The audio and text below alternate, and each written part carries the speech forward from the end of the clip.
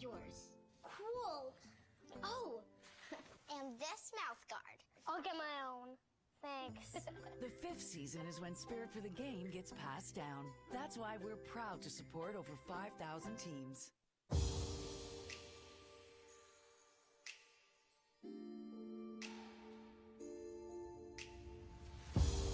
Light shines in your temple.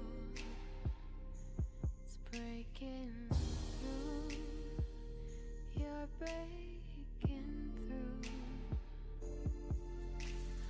We got this love affair, not the truth we've come to dare. Change is crisp, it's in the air, so try something new.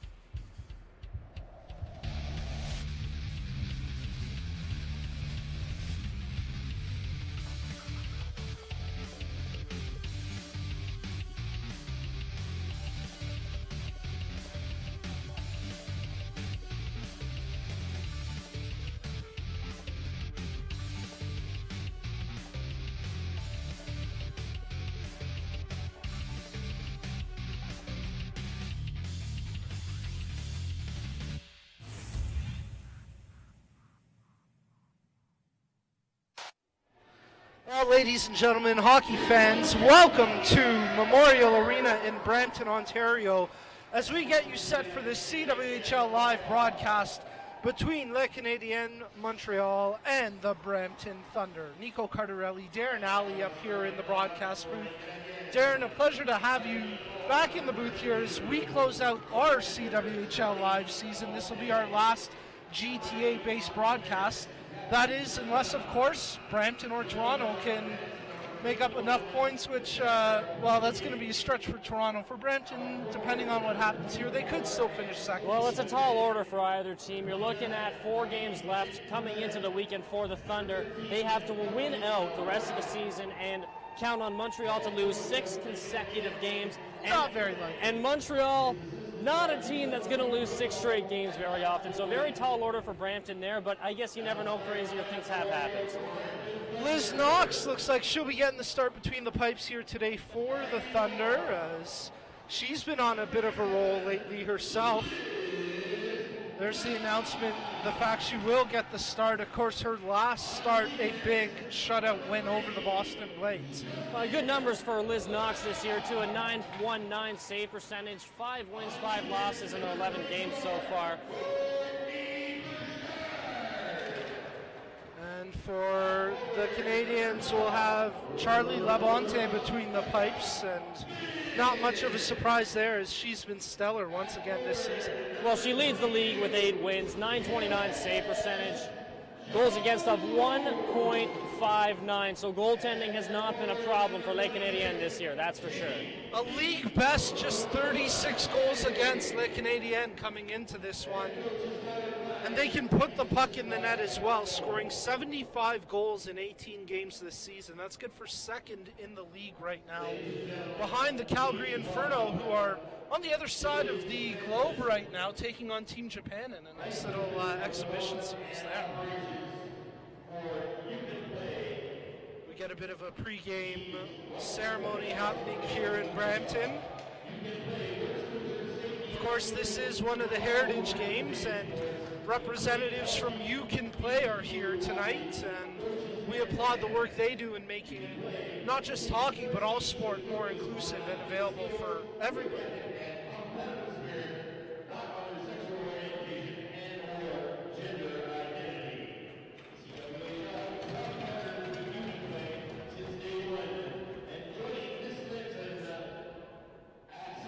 We should also mention that Carolyn Willette, with a important milestone on the horizon and a chance for her to tie and maybe even take the lead this evening. She's just one goal back of Jana Heffern for CWHL all-time goal-scoring leader. So a big game this evening here for 13 on Montreal. We could be seeing some history tonight on the Montreal side of things, and that would be a huge milestone for Willette, that's for sure. Some young players from the Oakville Hornets on site here this evening in Brampton. Of course, the Stony Creek Sabres, who have such a strong history in women's hockey, and they continue to be one of the leaders in Southern Ontario in developing talent.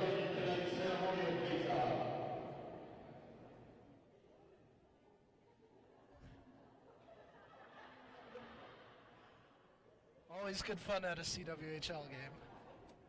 As Marie Foulette-Poulin and Jocelyn Larocque step in for the ceremonial face-off, and share a nice candid moment there with some youngsters. Yeah, they're not afraid to come here and have some fun before the real competition starts. And we are just moments away from the real competition getting going here. We'll bring you puck drop in just a moment. But first, the Canadian national anthem.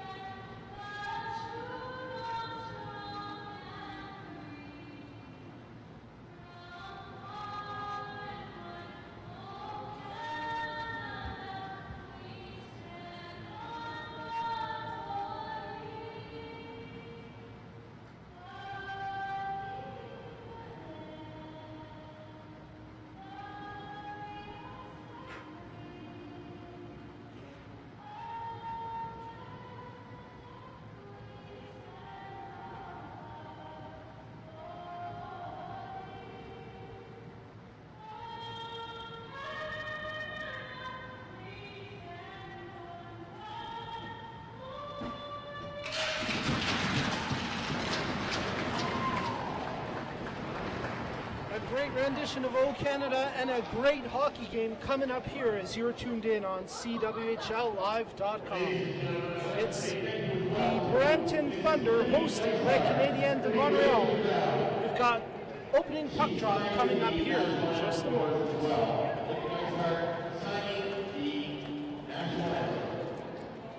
We want to encourage you to get in touch with us throughout the broadcast, but before we get to that point, Darren, let's have one more look at the starting goaltenders. Once again, you're looking at Charlene Labonte in goal for Le Canadien Montreal today. 8-2 record in 10 games played this year, a .292 save percentage and a 1.59 goals against average. And then on the other side of the ice, it is the veteran Liz Knox in goal in 11 games played. She's 5-5-1 for Brampton. A .919 save percentage with a 2.1 goals against average. So good season so far for both of these goalies, and they're going to look to continue that strong play this evening. Well, you can get in touch with us throughout the broadcast on a variety of social media platforms, including Twitter, Instagram. But make sure you comment on the live chat stream through the YouTube page. And check those comments out in just a little while and try to get to a few of your comments, shout-outs, and questions for Darren and myself. The puck is dropped. The game is underway here in Brampton as the Thunder look for that long, quick stretch pass broken up. And here comes Anne-Sophie Bataille for the Canadiennes. Roulette rubbed off the puck, picked up by Vince. She'll just sky that one out to center ice, but Poulier right there to come up with it. Roulette in the far corner, controls the biscuit, stick handles, passes it down low under pressure, and that'll end up leading to a Courtney Burchard opportunity to start the breakout as Larocque goes far side to Jones. Vince held up through the neutral zone, and here's a chance for Sarah Laforce. She's got room to skate, takes it across the blue line, goes outside, right back in, and now Amard tries to pick that one up. Back to the point, Hill plays it down low to Amard. Carol Amard, one of a few Canadiennes coming into this game on an active scoring streak. Hers the shortest of the current active ones for Montreal. 2 points over her last 2 games. Centered in front and fanning on the shot that time was KCH, Katia Clement-Hadra, as Laura Stacey brings this one in deep. Far side of the goal, nothing doing, so here comes Clement-Hadra. All alone, she'll just carry it in. Soft dump into the corner. She's working in there against 2-3 black sweaters and does a great job to hold possession while her teammates went for a line change. There's a sharp angle shot knocked away by Knox, and now a chance for McParland to create some offense for Brampton. Dumps it in off the backhand out of her net. Smart heads up play by Labonte, and they reverse the breakout only to get stalled a little bit. Chipped, almost held at the line by Richards. Nothing doing. They'll start the breakout once again. Tipped up there by Emmanuel Blais. That negates the icing, and now Burchard has the wily vet, Noemi Morin, all over her back. Carolyn Ouellette. Nice tape-to-tape pass to Poulin, who comes off the bench, tries to shimmy and shake her way around the Brampton defender Burchard, but they'll have to start again as here comes Bataille. Her shot goes wide of the cage, bouncing off the end boards and then against the side of the goal before Knox will freeze it. Darren, some good pace early on here. It's a rapid start for Montreal here. They've had all the puck control here. Brampton has dumped and changed a couple times, and that's pretty much all they've touched the puck. So Montreal with major control here early in this game. 13 wins on the season for the Canadiennes. You can see in the early start here what makes them so difficult to play against, why they have so much success. As they'll try to get the puck in deep here. Poulin, relentless on the forecheck, nearly causes the turnover. Now Larocque bangs it out to Rattray, over to Jess Jones. She sauces one across, but what a back check by Roulette, tying up the stick of Vint, and that negated what should have been a goal for Brampton. Poulin brings it in. Loose puck, scooped up. Where is it? It's in the skates of Poulin. Oh, and she snipes it! MPP, as always, an MVP candidate. And here she gets Montreal out to the 1-0 lead. Marie-Philippe Poulin showing why she's one of the best players in the world on that play. Has the awareness to grab the puck out of midair, put it down right on her stick, and fires it top corner, beating Liz Knox. We'll see that one more time here. Grabs the puck, maybe held on to it a little bit longer than she might have, should have been able to, but great play, great shot anyways, and it's 1-0 Montreal. Yeah, real tough play for Knox there when the shooters got so much space and time, and someone with the accuracy of Marie-Philippe Poulin, she's not going to miss a chance like that too often. She gives Montreal the 1-0 lead here as we've got 16:35 remaining in the first period. Centered in front, nothing doing there. Leslie Oles picks up the lone assist on the goal for Montreal. Along the near side boards, played far side now where Carly Hill has to once again reverse the breakout. Lauriane Rougeau under pressure just spins away from the check of Williams. Now plays that pass over to the aforementioned Leslie Oles. Brampton looking to gain some momentum as they cross the blue line, taken away, and here comes Clement-Hadra. Gets the pass over to Amard, tries to feed it back. Knox had to be sharp with the paddle on that save.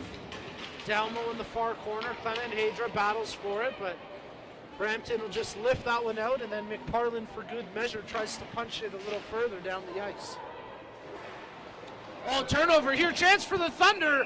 Backhand by Laura Stacey right on goal, but sharp as ever, Charlene Labonte with the save. And the 22-year-old Laura Stacey showing why she was taken third overall in the 2016 CWHL draft. She's actually second in rookie scoring right now, 15 points in 16 games. The other side of the ice, we've got a good one too. Sarah Lafort, 22 years old as well, 10 points in 16 games played. Another first-round pick for Montreal. Definitely a couple of young stars to keep an eye on here throughout this matchup. And Laura Stacey, a big part of the success that Brampton have had so far this year. Their Fortino gives a good rub-off to Deschênes, who was barreling down with speed. Here comes Jess Jones, a speedster in her own right, tries to dance her way through a couple of defenders, and the puck's knocked away from her. Chartrand pins Vint up against the end boards as they battle for it. Rattray dug the puck out, and then for her effort ended up being knocked to the ice by Morin, and now it leads to a chance the other way for Montreal. Deschênes, her pass intended for the stick of Coudrier, but that's broken up, and the teams will just exchange puck possession between the blue lines. Chris passing, ends up on the stick of Ouellette. She dumps it in, and Knox with a good play to come out of her net. She ends up enduring a bit of a hack, I think, by Ouellette maybe. Certainly a little bit of contact behind the goal. Nothing worse for wear, as here comes Tugis for Brampton. She'll dump that one right in on goal, easily knocked to the far boards. And now out to center ice, where Larocque will dump it right back in. Carly Hill got a glove on it, knocks it down, and makes the pass to her defensive partner, Rougeau. Gets it to Poulin, who will just peel off for a line change there, and that'll give McCauley some space to skate. Her shot, stick save! As Labonte had to be prepared for that quick turn of events. Amard dances around one, passes in front, and there's going to be a penalty coming. This one's going against Brampton, I believe. I think the way the refs are seeing this is that the defender on the back check, McCauley, pushed the Montreal player into Knox, and that's exactly what it's going to be. McCauley heading to the box for 2 or less.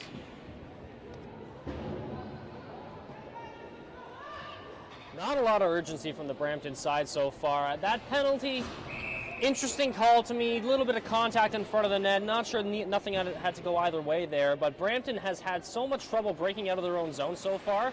They're getting pinned in a lot, and now killing this penalty, big early chance for Montreal. With the goal mouse scramble, it comes back to the point. There's a quick shot deflected just wide. And once again, Darren, Montreal making a pointed effort to get to the net, create some havoc in front of Liz Knox, and even a little contact if they can. As Chartrand pinches in to keep it down low. Clement Hedra battles against the defensive check of Larocque. That's some savvy defensive play there by the Brampton captain, but the puck comes out, back to the point for Chartrand. Space to put a shot through, opts for the pass. Nothing doing, and a chance for Brampton to get some fresh legs out there on the PK. Montreal start up the breakout. Don't get very far though as it's turned over. Vint, her shot right on, and a good save by Labonte, who started to take her momentum to the far post, really had to stay strong and keep that near side post covered. Brampton with a little more efficient results here in the second part of the penalty kill. Just 47 seconds left now on the advantage for Montreal. But here comes Ouellette. She feathers that one into the far corner. Fortino plays it near side, and now time for Jamie Lee Rattray to create something shorthanded. Rattray, her shot. Good defensive block by Rougeau, and then Rattray with a great second effort just to try poke it, maybe bounce it off Labonte, but nothing doing other than more time off the clock here in this penalty kill. Rougeau lifts it in and then is met by the check of Larocque. Hammered around the far boards. Ouellette kept it in for a moment, and now it's on the stick of Poulin out at center ice. Back to Ouellette with 5 seconds left on the power play. Morant, that one's broken up. Kept in the zone though. Bate down low to Ouellette. Ouellette, sharp angle off the side of the net, nothing doing, and now a chance for McCauley, who's out of the box. to lead the breakout for Brampton. Shannon McCauley poked off her stick, but she's got Rattray with her. Centered, oh, good read there that time by Sarah LaFour to pick off the pass. Scooped up by McCauley, who's on a bit of an extended shift, and now she'll go to the bench for a change. Fed across and easily broken up. Vint knocks it down. May have been a high stick, but the referee's quick to say no, so play continues on, and now we've got a whistle behind the play. Slashing the call, Sarah LaFour going to the box, so Montreal, a little bit of frustration there. It boils over, and it'll lead to a power play chance for Brampton. Well, outside of the first 30 seconds, that was an excellent penalty kill from the Thunder. And now they've got a chance of their own, and this is really where they need to take advantage. All of their opportunities in this game have come off of turnovers in the Montreal zone, and they've got to establish some zone control here and get a couple more scoring opportunities. Off the face-off, Chartrand with a clearing attempt, and a good second effort that time by Bate. The puck ends up all the way down the ice, so very quickly 15 seconds gone from this Brampton power play. Laura Stacey with some speed, skates it in, down low, behind the net, still on her stick. Lays it back to the point for Woods, near side to LaRock. Tried to hit Stacey. That puck was way too high for her to possess. Shot from the point, blocked. I think that went off of Chartrand in front. Brampton still yet to register a shot on goal here on the power play, but some good puck possession. Some decent puck movement, as they've still got a $1.10 on the power play. Oh, Woods set up on the far side. McPartland, who wanted the one-timer and then hesitated, never pulled the trigger. Vint coming off the bench, receives the pass, backhand attempt off the crossbar.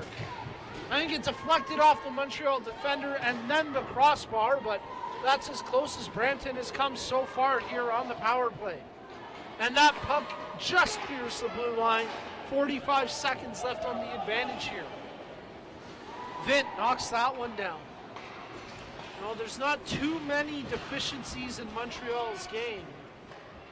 But you can make the argument that special teams, they could be better, as that saucer pass attempt from Vint intended for Burchard over her stick, and Carolyn Willette knocks down the clearing attempt from Liz Knox. Just 20 seconds left on the power play. 82.6% penalty kill for Montreal on the year.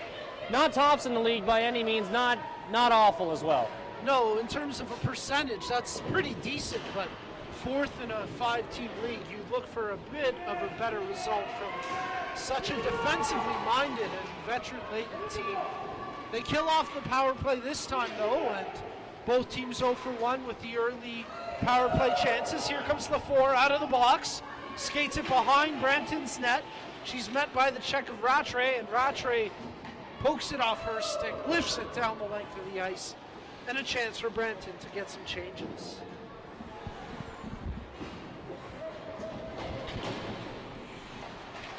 Scooped up once again by LaFour. She hits Rougeau. Rougeau tried to get around LaRock, nothing doing, as the Brampton defender stands her up. Battle for the puck along the near boards, right by the hash marks. Amard picks it out, back to the point for LaFour. Plays it close to Rougeau. Brown all over her. And now LaRock takes the puck away from Amard. Shot ahead intended for the stick of Nicole Brown from fielding Montgomery, but that one's broken up. And Montreal will dump it far side, icing the call though, so with 7:59 remaining in the first period, we'll have a face-off coming up inside Montreal's zone. Good-looking power play from the Thunder there. Didn't manage to get the puck past Levante, but a couple good scoring opportunities, managed some actual zone time. And I think that's going to be important to establish the offensive zone against Montreal, and you'll get a couple goals. Off the draw, McPartland picks it out, gets it down low to Stacey. Battling in the near corner, it's taken away from her, and a chance for Carly Hill, who will just feather it down the ice, and Knox with a chance to play it to her defender. Kept in at the blue line, that shot through traffic, but not on target off the glass. no damage, and shot down the ice where Laura Stacy gets into a foot race. She gets to it first, steps around one, but then is clobbered by the second Montreal player, Sophie Brohl, so that puts a quick stop to the attack from Brampton. Long pass intended for Deschênes. That one's waved off, no icing, so now Laura Fortino ends up giving it away. Poulin takes it across the blue line. Poulin checked closely by Fortino. Those two more than familiar with themselves. Of course, big factors in the overtime winning goal in Sochi. Team Canada members, and here we've got a whistle stopping play. And I think just maybe the net off the net came off the post there, yeah. Bit of an abrupt stoppage in play, so we'll have the face-off coming up to the left of Liz Knox. Off the draw, Montreal with their top line of Bate, Ouellette, and Poulin. Centered in front. Oh, and they score on the rebound. Pinching in from the point, Kathy Chartrand, and it's 2-0, Les Canadiennes de Montreal. And Darren, when we get a look at the replay, Liz Knox did a good job to get across, but that's a really tough save on the second chance with no defensive. You've got a hard time getting across and then making that save. Nobody there. Big rebound, and Chartrand makes no mistake and pots that in behind Knox. Tough play for Knox there. And again, some good lateral movement. It's not like it was a wide open net, but already being down in the butterfly on her knees. That's a pretty good job by Chartrand to put it up high and increase the Montreal lead to 2-0 here in the first period. And Brampton's got to be more careful with the puck. That whole thing starts with a turnover to Poulin at the blue line. Not who you want to turn the puck over to. Leads to a face-off. And then, of course, the goal by Chartrand.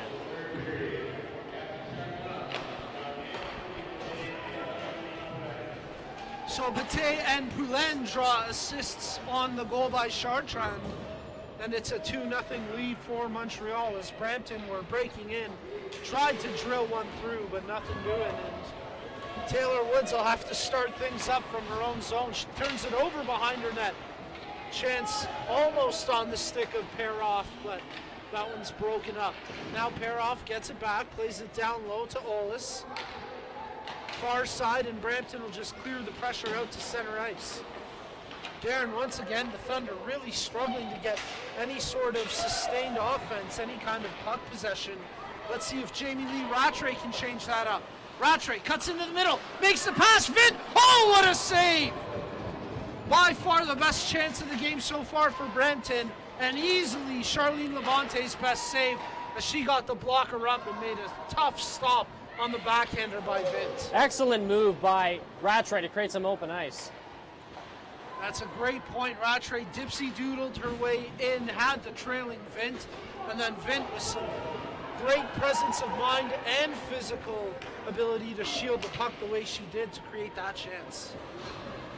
So inside the final 5 minutes, Brampton trying to create some more offensive opportunities. That time the shot goes goal mouth, nothing doing, as now behind the net, Clement Hedra, to the point where Burchard blasts one up into the neck area, and Labonte does well to squeeze it. Burchard looking like she's taking out her frustrations on the results of this first period so far on that shot. Absolutely fires one in on Labonte. We're going to take a look at that Rattray to Vint pass there. And again, cutting to the middle of the ice there by Rattray was the right move. Montreal was looking shot there. She cuts in, finds the trailer, and gets a good scoring opportunity out of it. She's so good at that, and you have to respect her ability to create offense, to create chances. As the defender is there, a Brampton player gets dumped. It was Laura Stacy. No call, so play continues on. But Parlin steps around one, her shot, and Labonte turns that one away. But yeah, Darren, to your point, absolutely. Rattray, so elusive, gets Vint that extra bit of space, and if it wasn't for a tremendously athletic save by Labonte, who there makes a little bit easier of a save on Laura Stacy, Brampton would be a little bit closer than down 2-0. We're seeing some good things from the Thunder right now, though. They are sustaining some zone time. They're getting some opportunities, and if it were not for a couple great saves by Charlene Labonte, they'd be back in this game. I was curious to see who Montreal would go with this evening between the pipes, if they would give Heron the start or indeed go with Labonte. And at least for this evening's game, it is the perennial all-star Charlene Labonte between the pipes. Again, these two teams back at it tomorrow afternoon here in Memorial Arena in Brampton. 1:30 p.m. puck drop. So if you're in the neighborhood, come on out and support the Brampton Thunder in CWHL hockey, as you're tuned into this evening's game on CWHLlive.com. Carolyn Willette back to the point. Chartrand already with one. She lets that one fly, never makes it to the net. Banked around the near side, but held in. Shot from the point, blocked. Poulin around. Second chance, and Bate puts it in. Now Liz Knox not too happy about this one. Immediately protests, but I think that's going to be a good goal. And good heads-up patience by Anne-Sophie Bate to outweight the goaltender and then put it in the back of the net. We'll take another look at this one. Desperation play by Vint, trying to get the puck out. Can't. And you're right, Bate with some great patience at the side of the net. Not sure what Knox saw there. Didn't look like there was anything wrong with that goal from my end. And again, great work by Bate. And has she ever been hot? That's her 14th point in her last 6 games.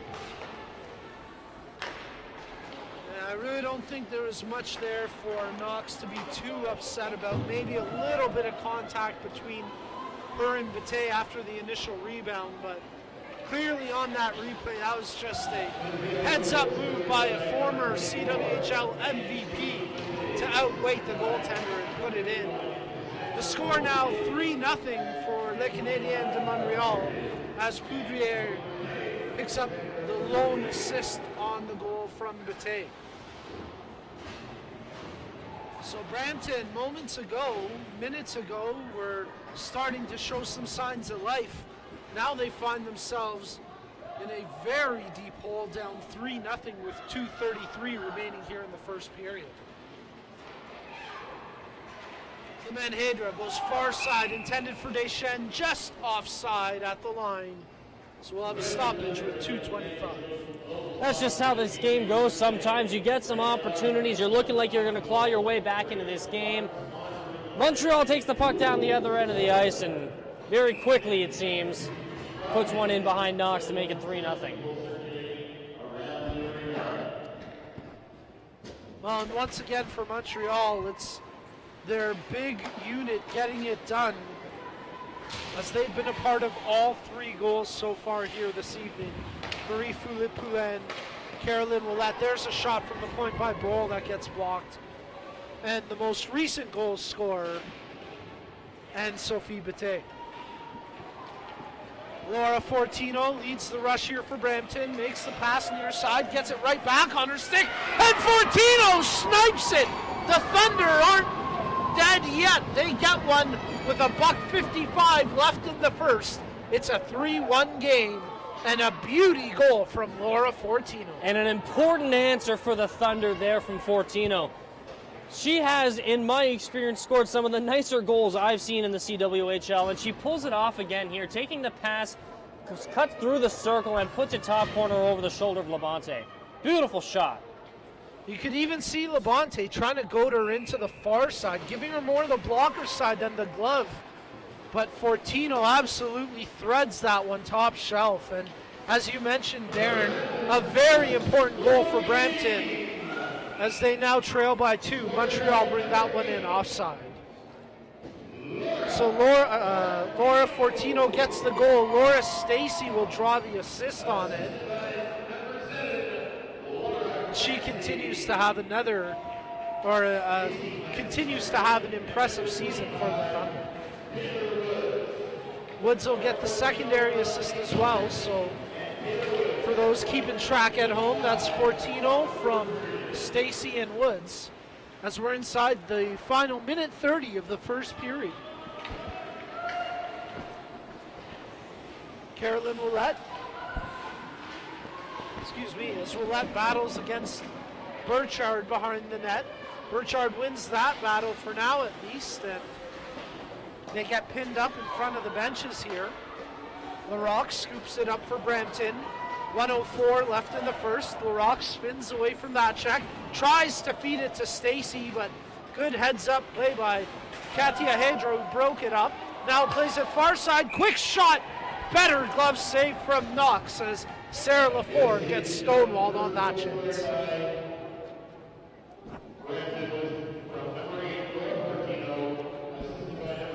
Important for Brampton to close strong in this period here. Keep it a 2-goal game. You're giving yourself a chance going into into the second period to come back in this game. And on that note, I'm going to head down for our intermission interview. So make sure you stay tuned during the intermission. As Darren just alluded to, he will be chatting with one of the players during the first intermission and someone during the second intermission as well. Happy to have Darren Alley back on the broadcast here this evening. And we're happy to have you tuning in wherever you're watching from. Again, make sure you comment in the live chat stream through the YouTube page, and we'll get to some of your comments throughout the broadcast. Amard comes in, takes the draw, ties it up, and now it's on the stick of Stacy. We'll have 35 seconds to get something done. She fires that one right on. Labonte couldn't corral the rebound, so Brampton continue to dig away. Back to the point, just out of reach for Taylor Woods. They'll just about do it for the first. 21 seconds left here. Montreal and Hill, well, maybe time for one last rush as Clement Hedra gets it back to Hill. 10 seconds remaining. There's a shot from the four, and she goes bar down with that one. Oh, what a beauty. Sarah LaForge regains the 3-goal lead, and Montreal now lead it 4-1 with 8 seconds left in the first period.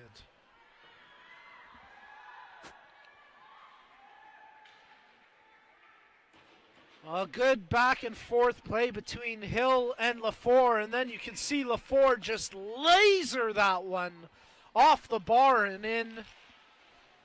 And Montreal looking as dominant as they have at any point this season. They'll skate off after 20 minutes of play with a 4-1 lead over the Brampton Thunder. Montreal's fourth goal scored by Sarah LaForge, assist going to Carly Hill. And once again, through 20 minutes of play, it's been all Montreal. They lead this one 4-1. Well, stay tuned. Darren Alley is ringside, and he'll be joined shortly by a player. We're waiting to see who he'll get here as we get a look at the Montreal coaching staff walking off the ice. Head coach Danny Brunet. You have to think he'll be pretty happy with his team's performance through 20 minutes so far. And the Brampton Thunder, well, they're going to go into the locker room searching for answers and searching for a way back after trailing 4-1 through 20 minutes of play.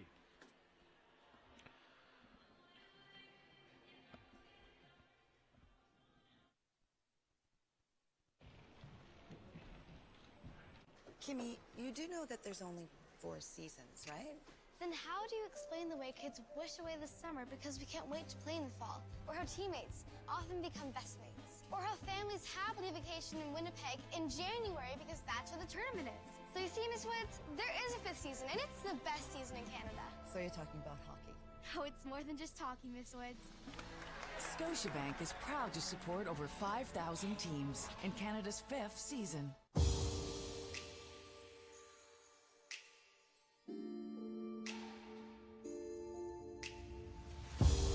Light shines in your temple.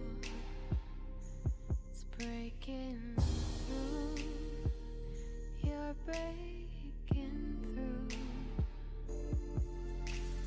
We got this love affair, not the truth. We've come to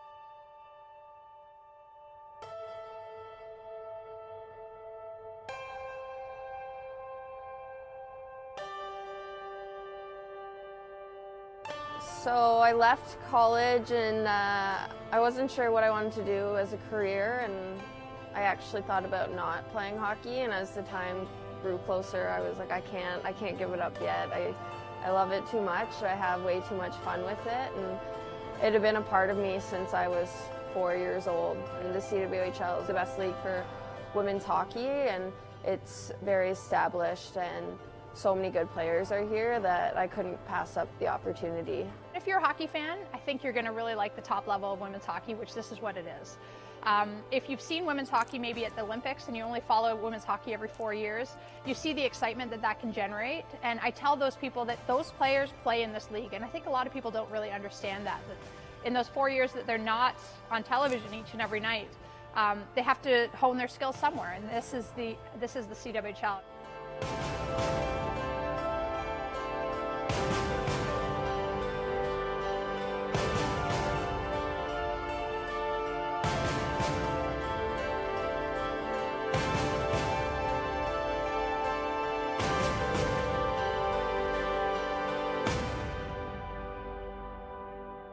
Shot tries on it with a shot knocked down in front. Willette with a chance. Scores!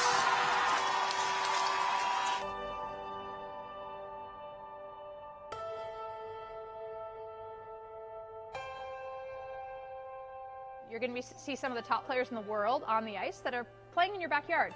And I think that's really neat. And the thing that's most special about that is each one of those players on the ice has gone above and beyond to ensure this league's success and really for the future of women's hockey.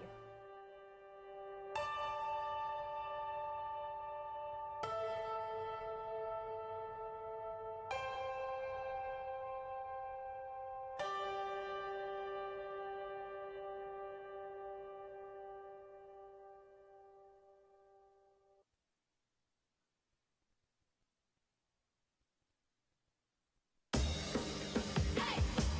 100% drive. Hey! 100% passion. 100% effort. But women in sports get only 5% of the attention. Canada's dairy farmers believe women in sports should be seen and heard loud and clear. With Fueling Women's Champions, we're shining a light on women athletes at every level. Join us. #ChampionHer.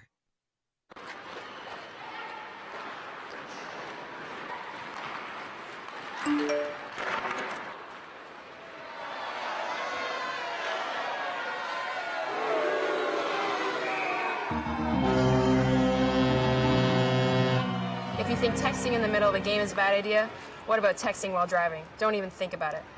Drive now, text later, live longer. A message from Insurance Bureau of Canada and the Canadian Women's Hockey League. Kimmy, you do know that there's only 4 seasons, right? Then how do you explain the way kids wish away the summer because we can't wait to play in the fall? Or how teammates often become best mates? Or how families happily vacation in Winnipeg in January because that's where the tournament is? So you see, Miss Woods, there is a 5th season, and it's the best season in Canada. So you're talking about hockey? Oh, it's more than just talking, Miss Woods. Scotiabank is proud to support over 5,000 teams in Canada's 5th season.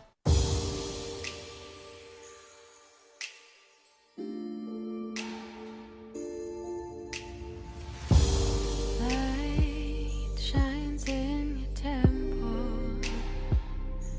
It's breaking through. You're breaking through.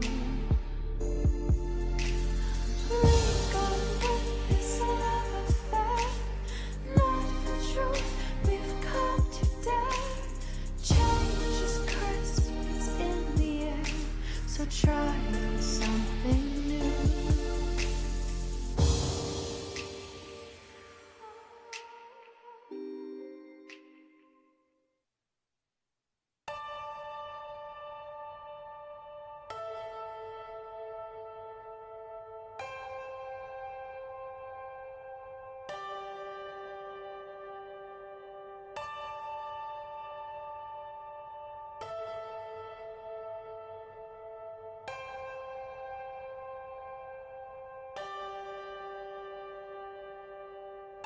So I left college and I wasn't sure what I wanted to do as a career, and I actually thought about not playing hockey, and as the time grew closer, I was like, I can't give it up yet. I love it too much. I have way too much fun with it, and it had been a part of me since I was 4 years old. And the CWHL is the best league for women's hockey, and it's very established, and so many good players are here that I couldn't pass up the opportunity. If you're a hockey fan, I think you're going to really like the top level of women's hockey, which this is what it is. If you've seen women's hockey maybe at the Olympics and you only follow women's hockey every 4 years, you see the excitement that that can generate. And I tell those people that those players play in this league. And I think a lot of people don't really understand that in those 4 years that they're not on television each and every night, they have to hone their skills somewhere. And this is the CWHL.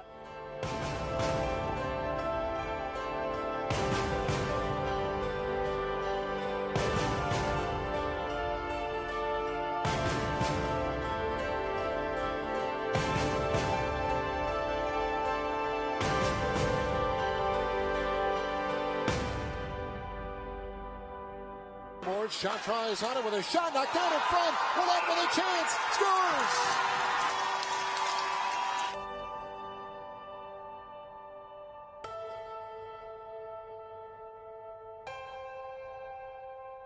You're going to see some of the top players in the world on the ice that are playing in your backyard. And I think that's really neat. And the thing that's most special about that is each one of those players on the ice has gone above and beyond to ensure this league's success and really for the future of women's hockey.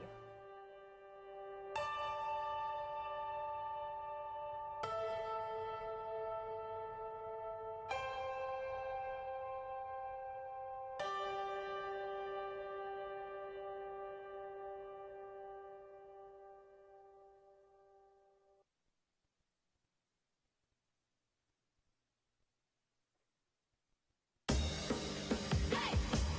100% drive. Hey! 100% passion. 100% effort. But women in sports get only 5% of the attention. Canada's dairy farmers believe women in sports should be seen and heard loud and clear. With Fueling Women's Champions, we're shining a light on women athletes at every level. Join us. #ChampionHer.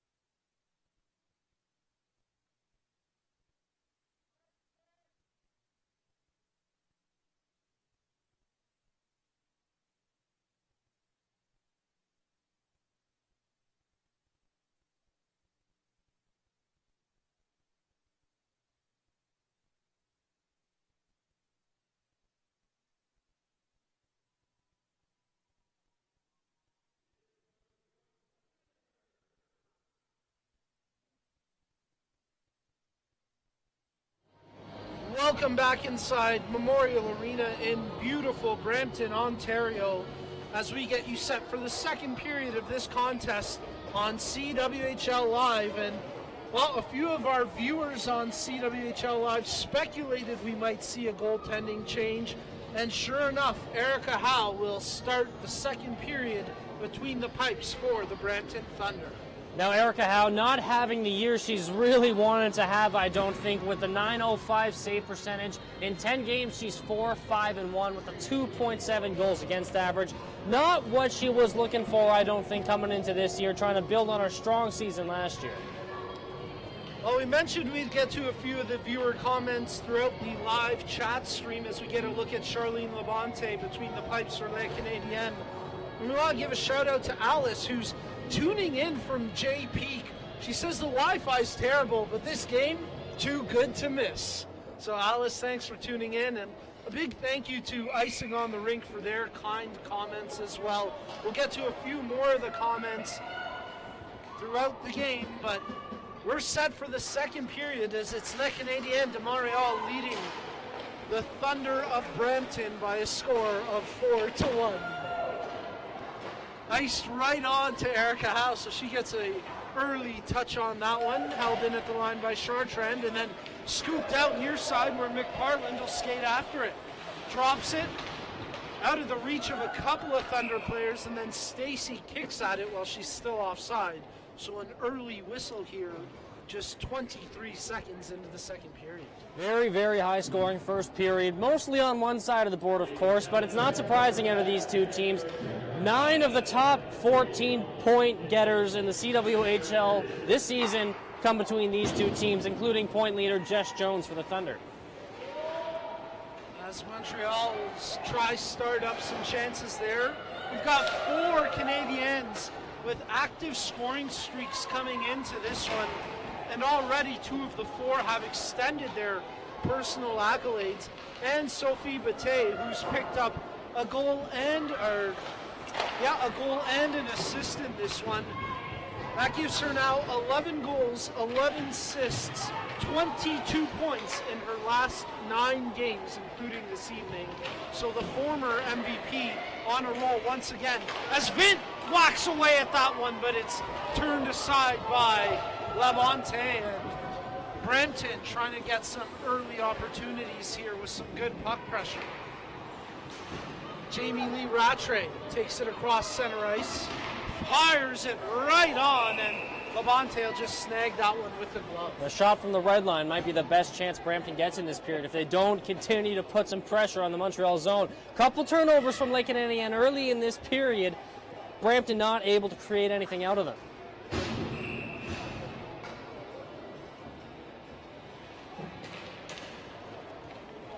Off the draw, Rougeau banks it off the boards and out where Taylor Woods will scoop this one up, but she's under some immense pressure there by Clement Hedra, who nearly caused a turnover. Those two continue to battle after each other, and now Rougeau will bring it across center ice. Hits the blue line. Whoa! Nearly gets helicoptered around there by McCauley, but the two just avoid the collision.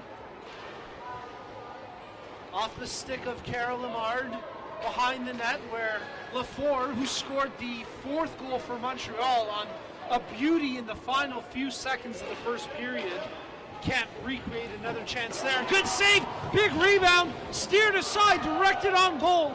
Labonte keeps it out, but some good opportunities there for Brampton as both Laura Stacey and Jenna McParland get quality shots on goal. And Carly Hill with a strong positional move in front of the goal, saved a goal for Les Canadiennes there. So Brampton coming out with a little more jump here in the second period early on, as we've got 17:40 remaining here in the second frame. And they trail by 3 on home ice. Tugas battles in the corner. In there as well, and enduring a bit of a hold from Morin was Becca King. She did a good job to wrestle with Noemi Morin, and they continue to go at it in that corner. Shot from the point, Simmons let it fly, and It cost Deschênes her stick. There's another shot from distance, and Labonte had to make a good kick save on that long drive. Brampton, Richards picks it up, puts it on goal, sitting there in the blue ice, and great job by Labonte to sprawl out and cover it up, because right on her, crashing down, was Nicole Brown for Brampton. Let's take another look here at Brampton, keeping the puck in the zone there. They've been doing a better job of that over the past couple minutes. Good shot by Richards, makes Labonte make a save. A little bit of a rebound there, but Labonte does well to cover up the puck. Just got to that one ahead of Brown, who, as you can see on the replay, was crashing down. And there, thrown down to the ice in a heap, was Jamie Lee Rattray. So again, the physical play, especially along the boards, continues here between these two teams. We're looking at a potential first-round playoff matchup here, as if the season were to end in the current standings, it would be Montreal hosting Brampton in the first round of playoffs. So certainly a chance for these two teams to start to familiarize themselves with each other. Now that situation looking a little bit more likely as we go through the season. 6 points separates Calgary and Montreal for top spot in the CWHL. Well, that said, Montreal does have 2 games in hand, so still lots of time to see how it all plays out. But so far this evening, as Vint puts that one right on, another good save from Labonte. So far, it's all Montreal this evening. The officials are keeping the whistles away right now. Been a lot of body contact and some interesting stick work from both sides. So far here, not quite 4 minutes into the second period. No penalties called on either team yet.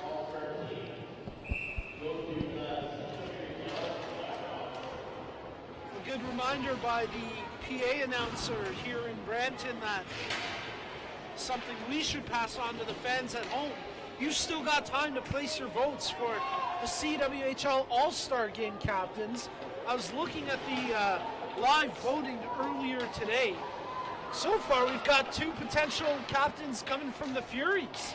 As that goal now scrambled, the puck was still loose, but the referees blow it down. And once again, it's Rebecca Vint right on the doorstep of Charlene Labonte. But yeah, Darren, in terms of those All-Star captains, it was Carly Campbell leading the way right now, the Toronto defender who's had a great season, even a little more popular than her teammate Natalie Spooner. So for the time being, those are the 2 leading vote getters. Of course, you can head over to CWHL.com and cast your vote today as Montreal bring that one in offside. And for Montreal fans, just in case they were curious, when I was looking this afternoon, Marie-Philippe Poulin was leading the way for Canadiennes players, and she was around, I think it was around 10.2%, so about a full percent behind Spooner. So still time for Montreal fans, and a time for you to vote your favorite player, All-Star captain. Of course, we've got the All-Star game coming up in February right here in Toronto, so make sure you tune into Sportsnet for that broadcast. Off the draw, an easy save for Howe, and now a chance for Brampton to bring it out. LaRock fires that one behind the official, who had to duck down.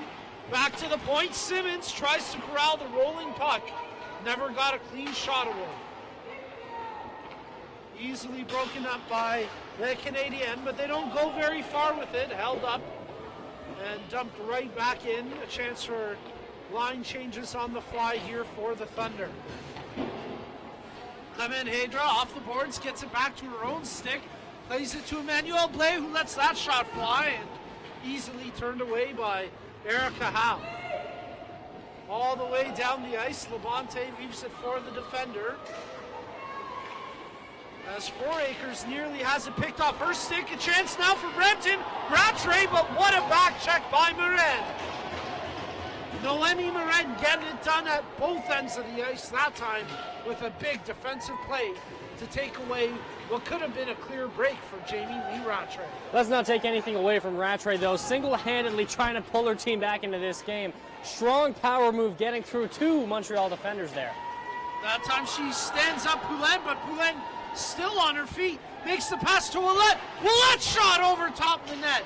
Oh, just inches away from what would have been a historic goal and point for Caroline Ouellette.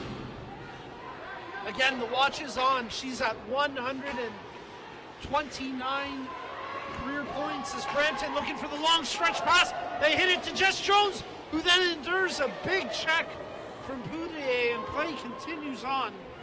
Good defensive work there from Montreal. Here they'll be charged with an icing, but once again, Ouellette trailing Jana Hefford by just 1 point coming into tonight for the all-time leading scorer. And did she ever come close to tying it up there? Great opportunity for Ouellette right in front of the goal between the hash marks.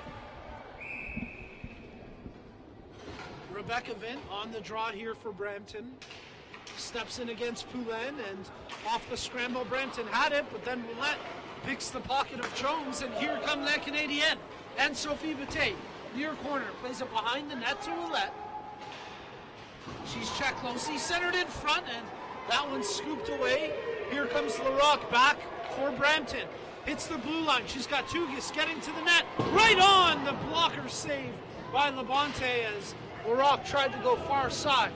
And Sophie Boutet beats that pass through, and Erica Howe, it's her turn to make a quality save.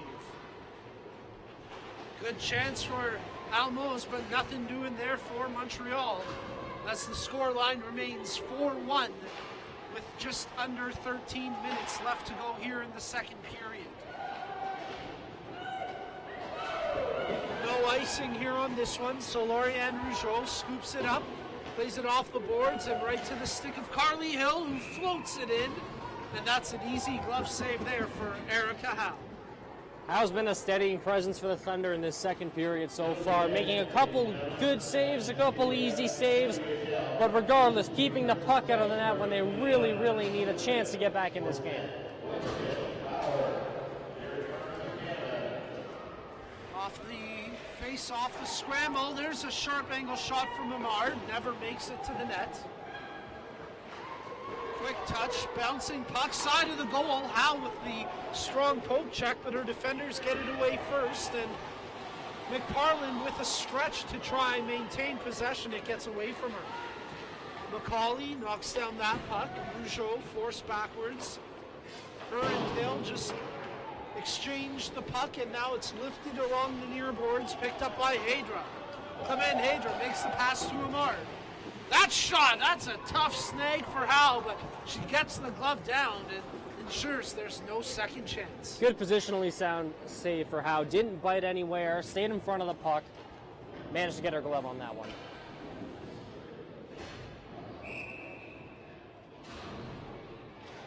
Off the face-off, back to the point. 4 Acres puts that shot through, and once again, easy work for the glove hand of Erica Howe.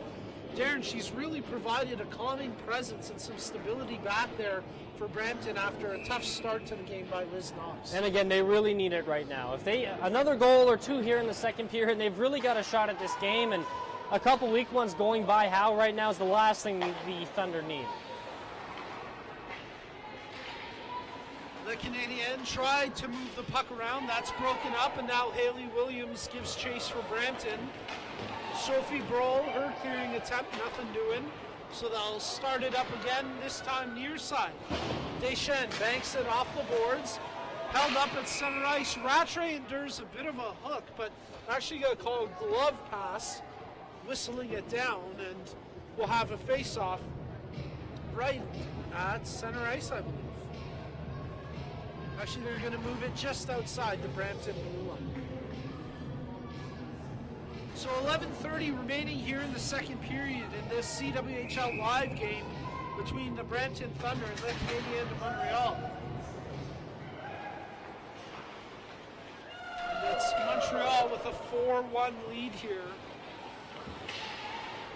as we bring you tonight's game from Memorial Arena. I'm Nico Cardarelli. Darren Alley joining me up here in the booth this evening as Marie Foulette-Poulin Dipsy dangles her way through the zone. Now Chartrand lets the shot fly. Paddle down, good play by Howe.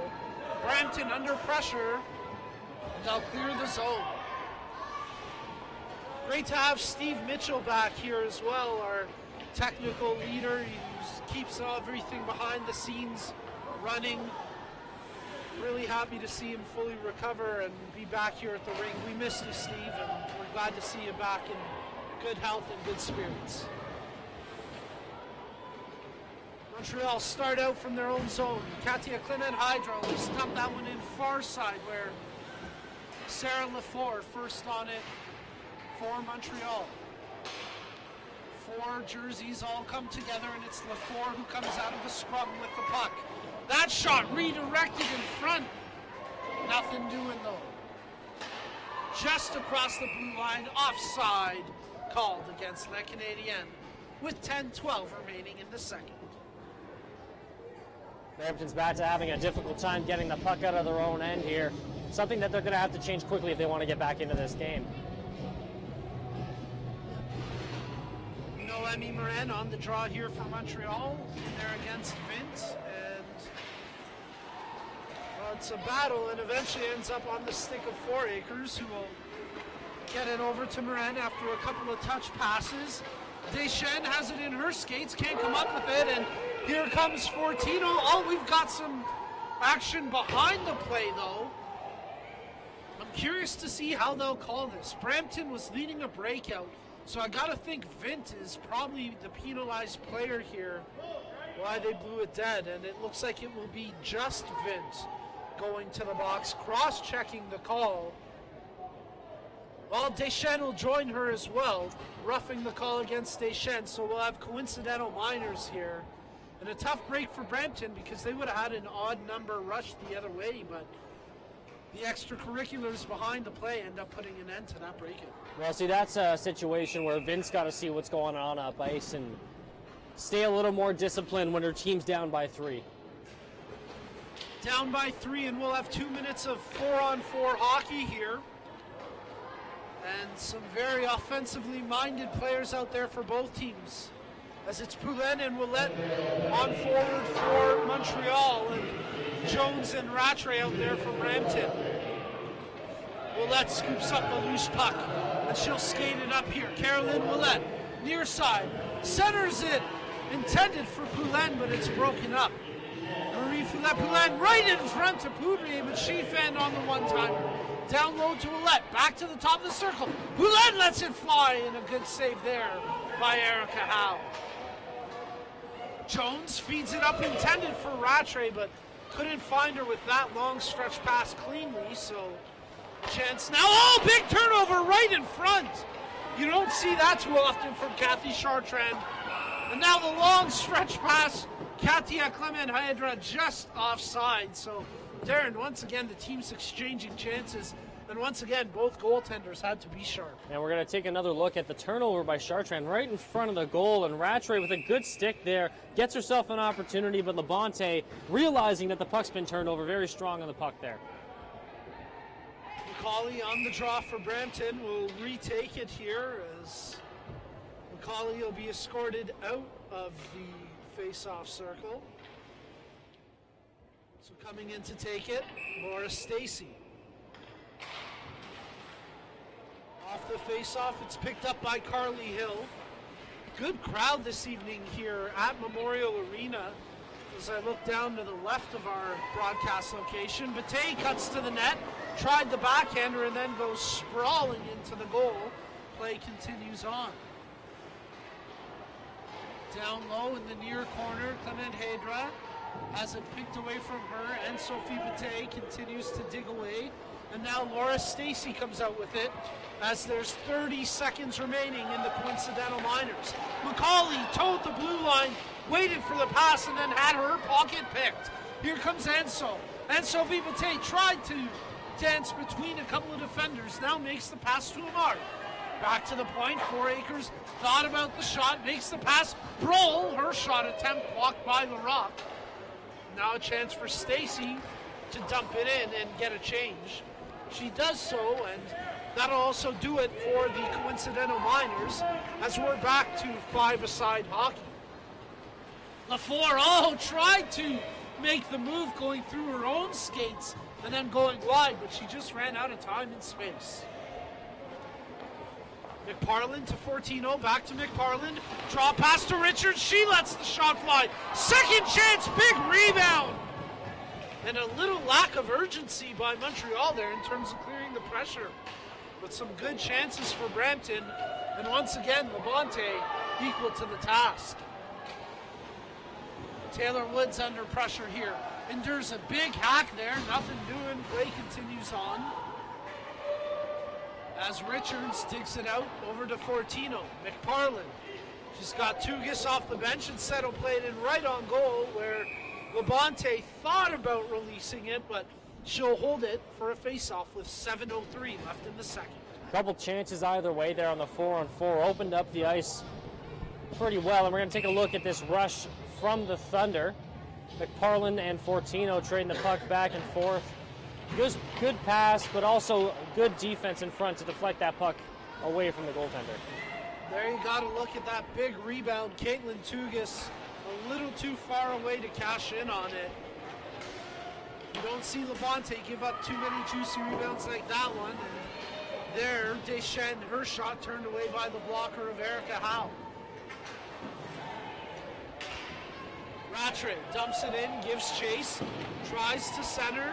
Nicole Brown picks it out, gets it back to Rattray.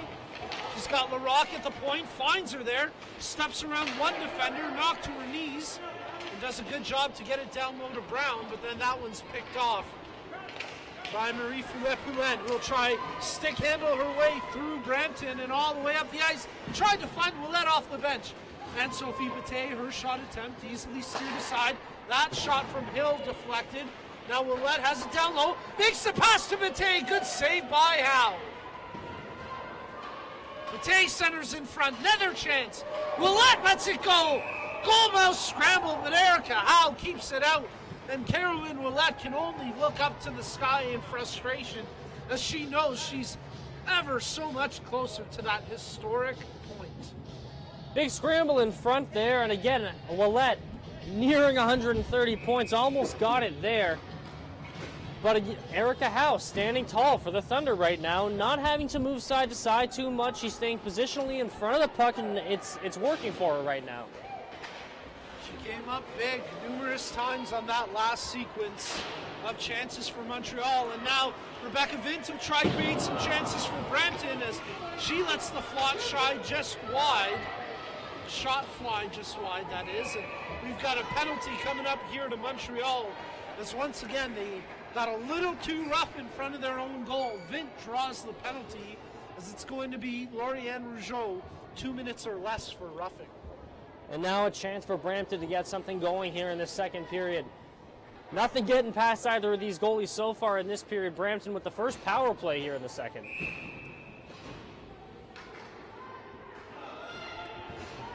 5:32 remaining here in the second period. The score a 4-1 lead for the Canadiennes de Montreal, but it's Brampton with the power play as Burchard gets it over to Fortino. Thought about the shot, pivots back to Burchard, down low to Jones, the one-timer, turned away by Labonte. Vint endures the check of Poudier, makes the pass to Rattray. Rattray lets it fly, and she tried to thread it between the glove and the pad, but Labonte with another quality stop. Heavy shot from Rattray there. You heard it as it hit the pad. Just a big sound there, and we'll take a look at that one once again, and looking to thread it through Labonte there, as you mentioned, Nico, but she's up to the task. Short-handed, Montreal try to break out, being led by Ouellette and Poulin, and now Ouellette picks up that puck. Tips around one, can't dangle around the second, and Brampton will try start up once again on the power play with $1:20 remaining here on the advantage. Laura Fortino, she's got the lone goal in this game so far for Brampton. It was a beauty back in the first. They need more of that.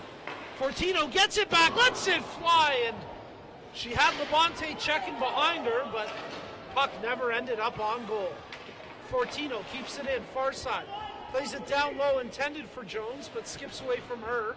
Bad clearing attempt. Fortino keeps it in. Burchard, she goes for the redirection. Jones was right there and got a stick on it, but it looked like it took most of the momentum off that. So 40 seconds remaining now on the power play from Brampton, and A lackluster Courtney Burchard. Lucky she didn't have her pocket picked by Anne-Sophie Bate. McParland just overskates that puck, but then catches a lucky break when it hits the official.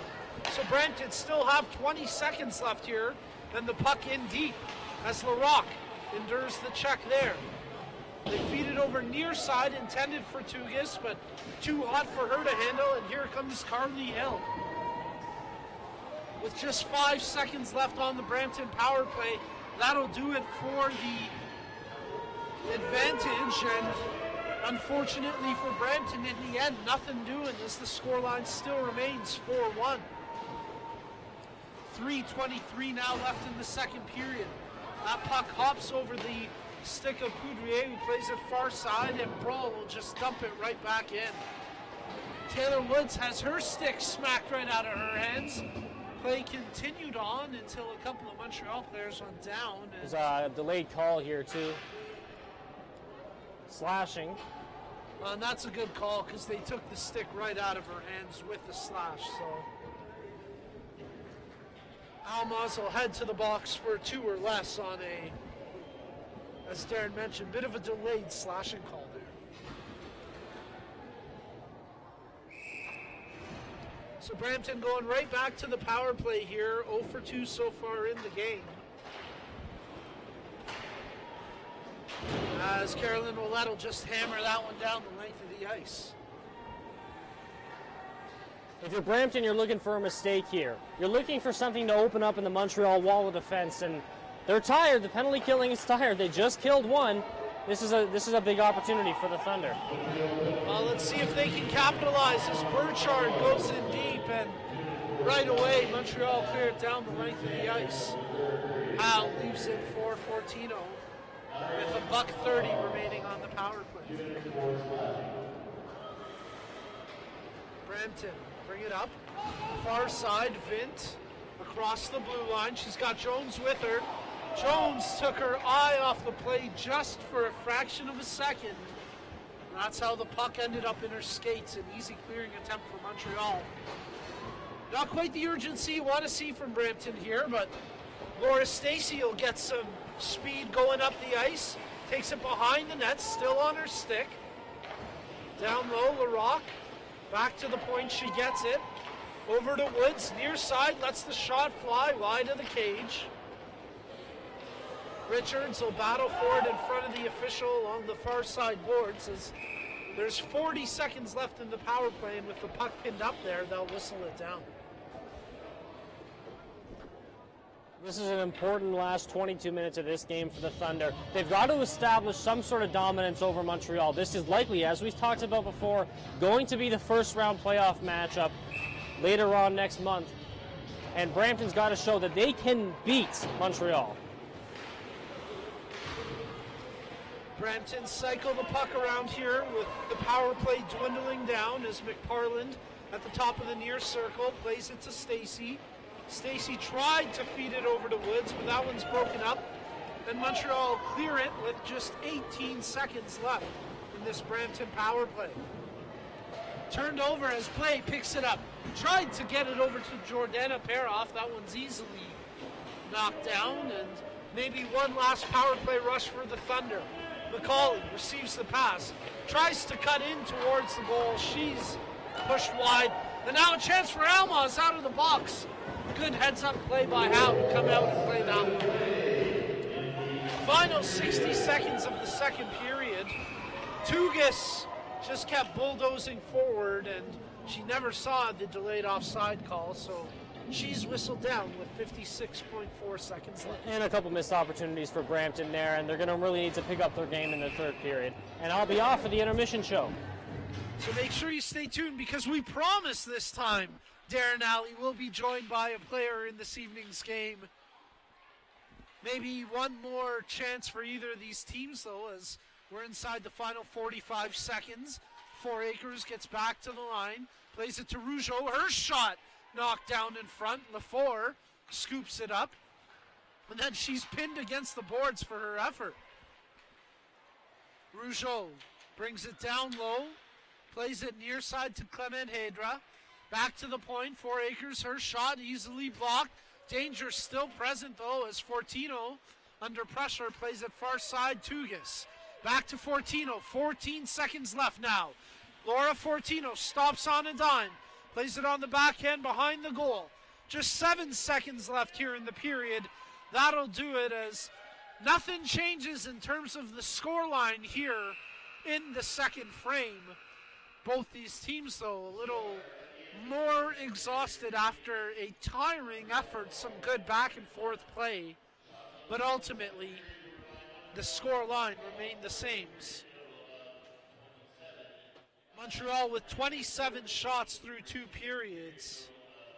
12 in the second. Brampton with 25, accumulating 14 shots in the second period. So both the teams getting lots of pucks on net, but after 40 minutes, the scoreline remains the same. 4-1 the score in favor of Les Canadiennes de Montreal over the Brampton Thunder.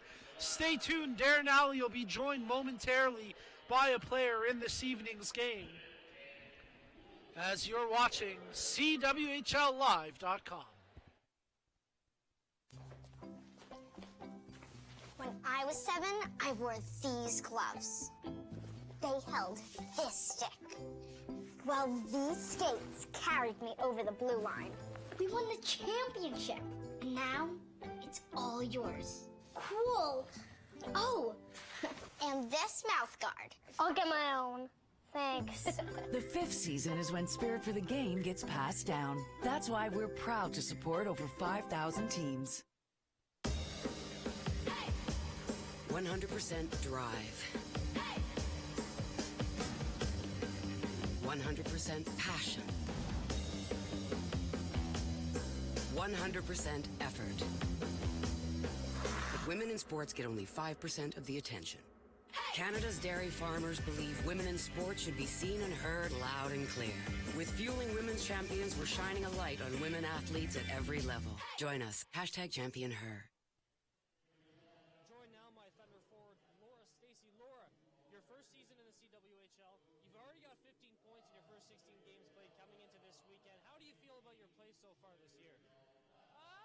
I think it's been going pretty well. Our team's been picking it up as of lately, and I think that really helps. But I think it's been going well. I mean, it's an awesome league to play in with a lot of unbelievable players. So to be able to play with and against some of these players, I think it's really pushes the caliber of play and pushes me to be my best. So I think it's a very special league, and I'm happy to be a part of it. Now you're down 4-1 going into the third period here, and this is a team that you may end up having to play in the playoffs. It's looking that way at this point, at least. What do you have to do to establish something against Montreal?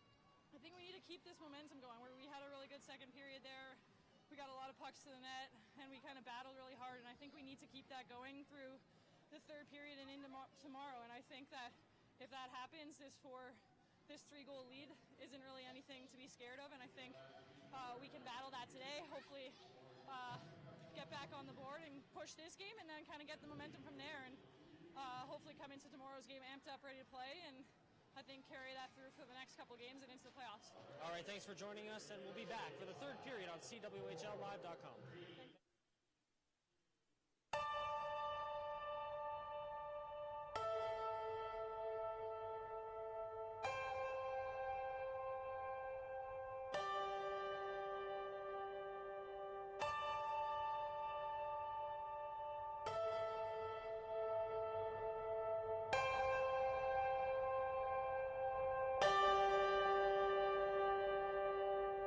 So I left college, and I wasn't sure what I wanted to do as a career, and I actually thought about not playing hockey, and as the time grew closer, I was like, I can't give it up yet. I love it too much. I have way too much fun with it, and it had been a part of me since I was 4 years old. And the CWHL is the best league for women's hockey, and it's very established, and so many good players are here that I couldn't pass up the opportunity. If you're a hockey fan, I think you're going to really like the top level of women's hockey, which this is what it is.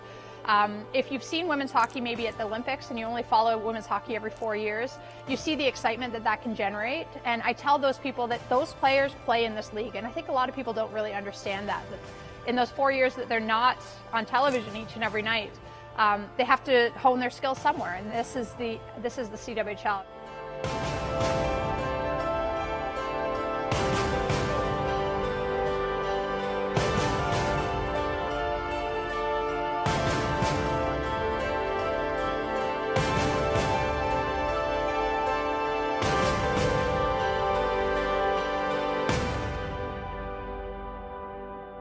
Shot tries on it with a shot knocked down in front. Roulette with a chance. Scores!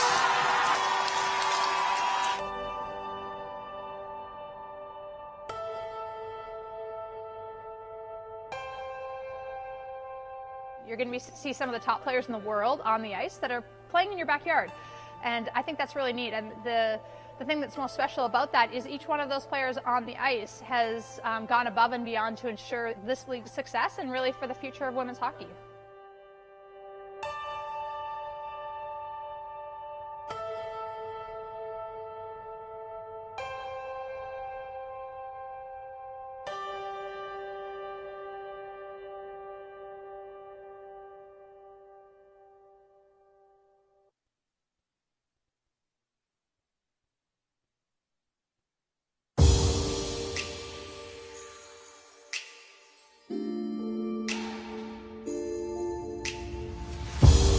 Light shines in your temple. It's breaking through. You're breaking through. We got this love affair, not the truth. We've come to dare. Change is Christmas in the air. So try something new.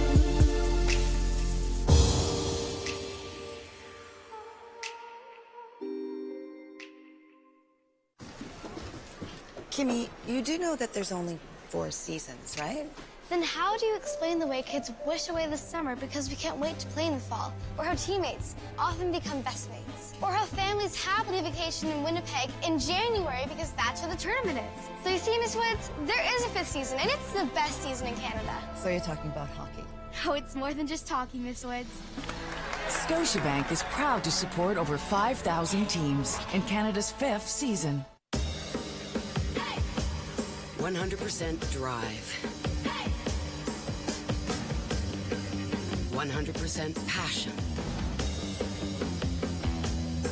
100% effort.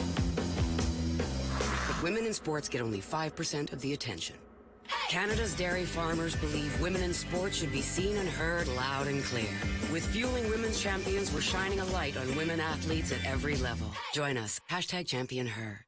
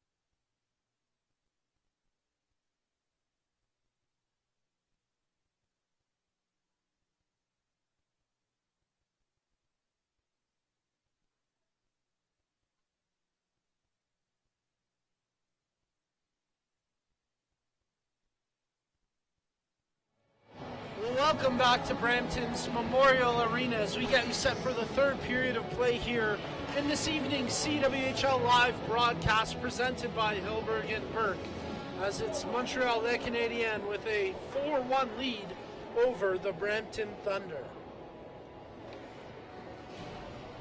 Take this opportunity to remind everybody that CWHL Live is empowered by Hilberg and Burke, and a big round of applause to them for their continued support and enabling our players to let their shine show as they're sparkling on and off the ice thanks to Hilberg and Burke.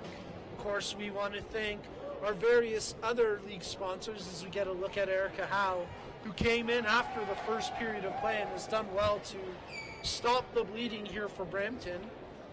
But we want to acknowledge Scotiabank, the Dairy Farmers of Canada's Fueling Women's Champions Program, Sportsnet, Bauer, Tim Hortons, Molson Coors, the Globe and Mail, Bridgeforce, Porter, Gong Show Gear, the Calgary Flames, the Toronto Maple Leafs, Montreal Canadiens, Ottawa Senators, Campari, 2XU, and Complete Concussion Management for their invaluable support of the Canadian Women's Hockey League and CWHLLive.com.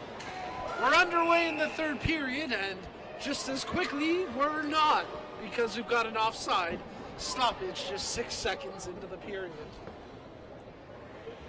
Brampton control. Yeah, they had control of the puck. They win the opening draw. They're trying to get back into this game, and whistle. Offside. Well, we'll start it up again here. As a little bit of wet ice out there, and you can see it impacted Poudrier's ability to stick handle the puck up. It ends up leading to a turnover, and just as quickly Montreal regain it here. And again, that wet ice coming into play. Marie-Foulette-Poulin turns it over. Stacy's shot attempt blocked, and now Anne Sorbete goes up against her numerical counterpart, Courtney Burchard, and all she can do is dump it in deep. Again, Darren, just lots of wet ice out there. The players really struggling to adjust early on. I did notice the Zamboni driver having an issue with the machine coming through in front of the benches here close to us. And that's where we've seen the 3 or 4 misplays because of the wet ice so far here in this third period. So watch for that. It should dry up soon enough, but it's already coming to play. It already caused a Brampton scoring chance, right, on a Poulin turnover. Yeah, you don't see Marie-Foulette-Poulin turn the puck over with no pressure on her very often at all. And you don't see Charlene Labonte let in shots from the point that are completely unobstructed too often. And they're on status quo as she makes an easy save off Laura Fortino's wrister from the blue line. So retake the draw here. Vint against Clement Hedra, and once again Brampton win it, but well, good job by Emard to crash down and try break up the pass. Kept in by Fortino. She feathers that one in, bouncing in front, and Montreal just scooped the pressure away. Lefort gets stood up at the blue line by Taylor Woods. Now the puck rims around the near boards, kept in by Lefort. Her and Vint go at it along the boards. They pin each other up, and now it's scooped up by Woods, who makes the pass right over to Rattray. Jamie Lee Rattray lets the shot go. Good kick save by Labonte as she kicked out the right pad on that shot from Rattray. Deschênes scoops it up. Makes the pass over to Morin. Shields it from Jones. She's stood up by Simmons. Now Jones will try to dig the puck out. She does. Jess Jones will lift a bouncer that gave Labonte a bit of worry maybe, as she seemed a little unsure of herself, but the puck goes wide, and now it's turned over. Deschênes, her shot attempt blocked. Good defense there from Dania Simmons. Now a chance for Brampton. They'll just dump it in, and giving chase is Chartrand. We talked about Montreal and some of their personal scoring accolades. With Laura Fortino scoring in the first period, that'll extend her personal point streak to 5 games, give her now 3 goals, 3 assists, 6 points in her last 5 games, including this evening's. Marie-Foulette-Poulin picks up the loose puck, gets across the blue line, centers, out of the reach of Carolyn Ouellette. Again, Ouellette just one goal shy of tying Jana Heffert for the all-time career CWHL goal-scoring title. Will that historic goal come this evening, or will Montreal's fans and Carolyn Ouellette have to wait? We'll see, as we've got a penalty coming up here against Brampton, as Bate was dumped along the near boards, tripping the call. Montreal back to the power play. Montreal almost playing keep away along the boards from Brampton there, and it was inevitably going to lead to a penalty, tripping the obvious one that comes out of plays like that, and LaRocque's going to sit for 2 or less here. So a double whammy for Brampton, as they're not only shorthanded, they lose one of their best penalty killers in their veteran captain, Jocelyn LaRocque. We'll see if Montreal can capitalize as they start with their second power play unit.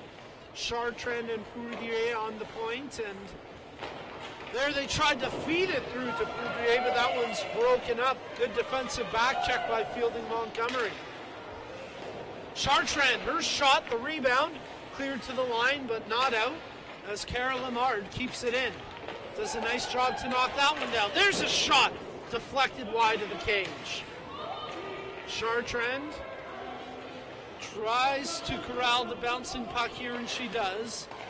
Deschênes kept to the outside, plays it to Chartrand, fakes the shot. They get it back to the point. Poudrier's shot right on. Good save by Howe. And then the rebound cleared to the side by Burchard. Not out, though, as Clement Hedra picks it up. Chartrand thought about the shot, fakes it. Poudrier down low. Broken up and cleared down the length of the ice, a chance for Brampton to get some changes. And they sure needed that change. A lot of pressure in the first minute of this power play from Lake Canadiennes. Now they start with the big unit, as Bate tries to center it for Morin, but that one's broken up. Rougeau and Ouellette man the points, as it's in the far side. Woods gets it up to McCauley, who will then find a sprinting Laura Stacey up the ice. Stacey, short-handed here. It's just her against 4 white jerseys. And eventually it's Poulin who comes up with it. That one's picked off by the back check of Stacey. So once again, short-handed, the rookie creating havoc. She tried to dance her way around Ouellette and then crashes awkwardly into the end boards. No worse for wear, though. 10 seconds remaining in the Montreal power play. Poulin plays it to the near corner. Rougeau pinches in from the point. Bate gets it to Poulin. She stepped in front of Ouellette, who now lets the one-timer go, but didn't quite get much on the shot, and the puck never made it on goal. Rattray in there all alone for Brampton, and eventually she just runs out of time and space. LaRocque causes a turnover, tried to center it in front, but good play by Labonte to get a stick on that centering pass. Oh, Rougeau and Fouracres collide with each other, and they're lucky that Brampton couldn't capitalize any further. And now it seems like we've got a penalty coming up to Montreal, roughing the indication. And it's going to be Carolyn Ouellette heading to the box for 2 or less with 14:17 left in the frame. Must have missed that one. Distracted by the collision between the 2 Canadian players in front of at the blue line there. Not sure where that call came from, but regardless, 2-minute power play here for Brampton, an opportunity to cut this lead down to 2. They could really use a power play goal right now, and they've got the second-ranked power play in the CWHL. 18 goals on 81 power play opportunities. That's good for 22.2%. We've already talked about some of the penalty killing issues Montreal has faced. Tonight they've been spot on, though. Not only not giving up a goal, really not giving up any quality chances. Once again, some miscommunication from Brampton leads to a blown opportunity. Burchard chased down by Clement Hedra, and they end up turning it over as Peroff off the bench on this penalty kill. Chases down Fortino, who's forced to spin back. Now plays it up to Vint, who gains the zone. Oh, and she's just hammered down. Poudrier gets the free hand on her and just gives her a shove. As play continues on with Vince scooping up the puck. Jones, far side hash marks, takes it into the corner where she's checked closely by Chartrand. Near side to Larocque. 50 seconds remaining in the power play as Fortino and Larocque exchange spots. Oh, what a save! Brilliant puck movement. Brampton get the chance they wanted, but Charlene Labonte gets the pad down and keeps this game at a 3-goal advantage for Montreal. We're going to take another look at that one. You'll watch Laura Fortino sneak in behind the defense here and get a wide open opportunity, but Charlene Labonte closes that off quickly.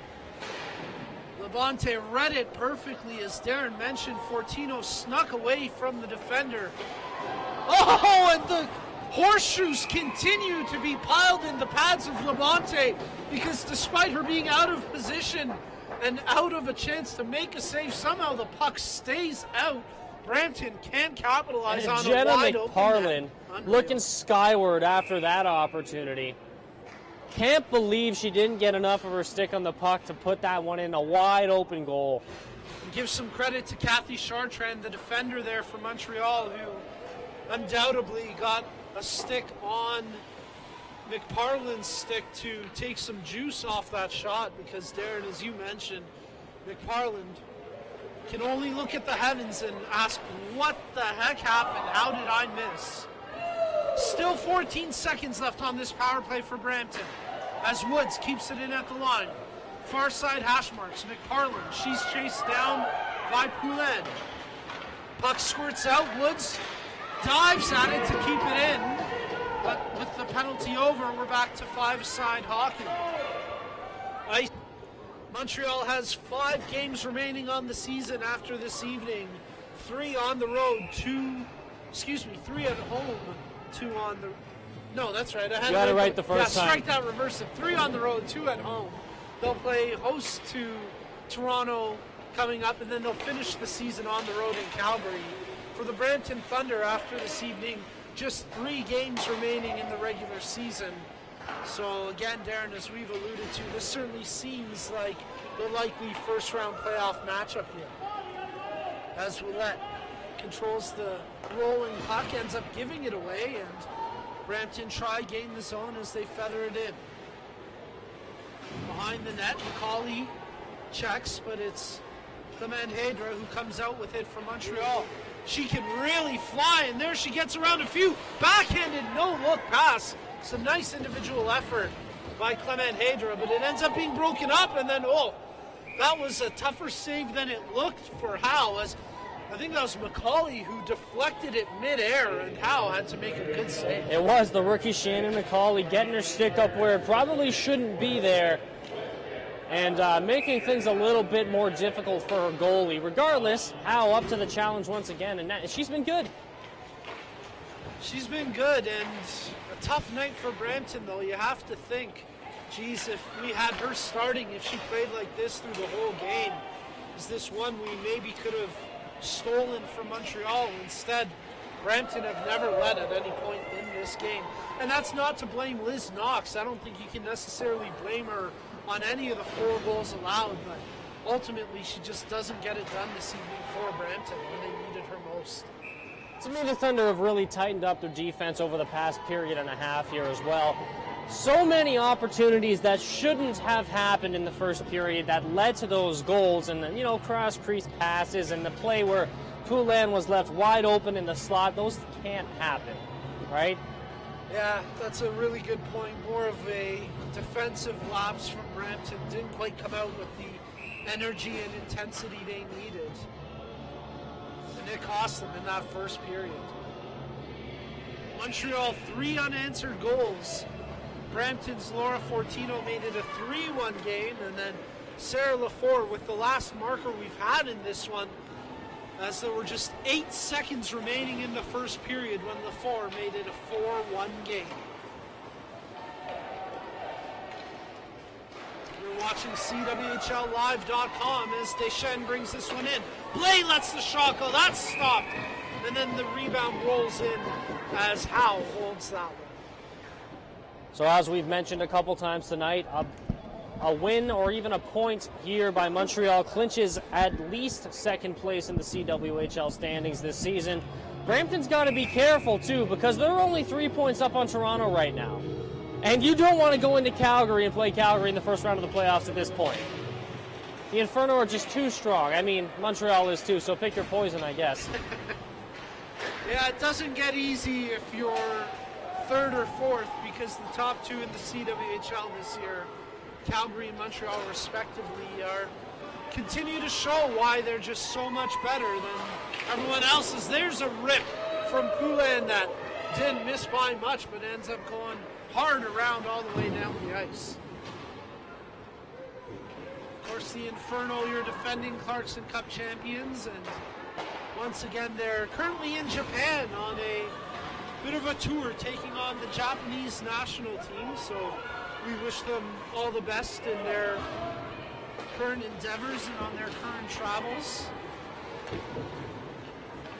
Brampton, Fortino gets it up to Tugas, she'll dump it in, and Brown gives chase. Far corner, scooped up by Montreal, and that was Peroff who got one knock at the puck before it ends up being taken away from her. Leslie Olis tries to step around the defenders. Nothing doing as McCauley right there for Brampton. Bit of clutching and grabbing, no call. Play continues on as we're now inside the final 9 minutes of the third period here. You're watching CWHLlive.com. I'm Nico Cardarelli, Darren Alley doing the color for this evening's game. Steve Mitchell, our technical guru behind the scenes, leading our production crew. And of course, great job by the CWHL communications staff, as always, getting us set for this evening's broadcast. Far side, Sarah Lafleur picks it up, centers in front, and knocked down Clement Hadra. She seems to be gripping a little bit at her left forearm.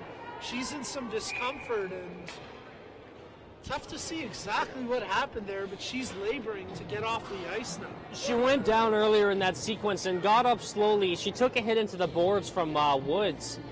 Got up slowly there, seemed to be wincing at that point, and I'm not sure what happened in front of the goal there, but I don't know if it was just something coming up on her, and maybe it's just repercussions from the original hit. Well, we mentioned that this evening's game is a Heritage Night game and in support of You Can Play. Not sure if folks at home watching have been able to pick up some of the tape that the ladies are using tonight. A good example, Dania Simmons, 19 on the blue line for Brampton. She's got the rainbow tape, of course supporting equality in hockey for all genders and all orientations. So nice to see the players with a little bit of a tribute through the tape that they have on their wrist.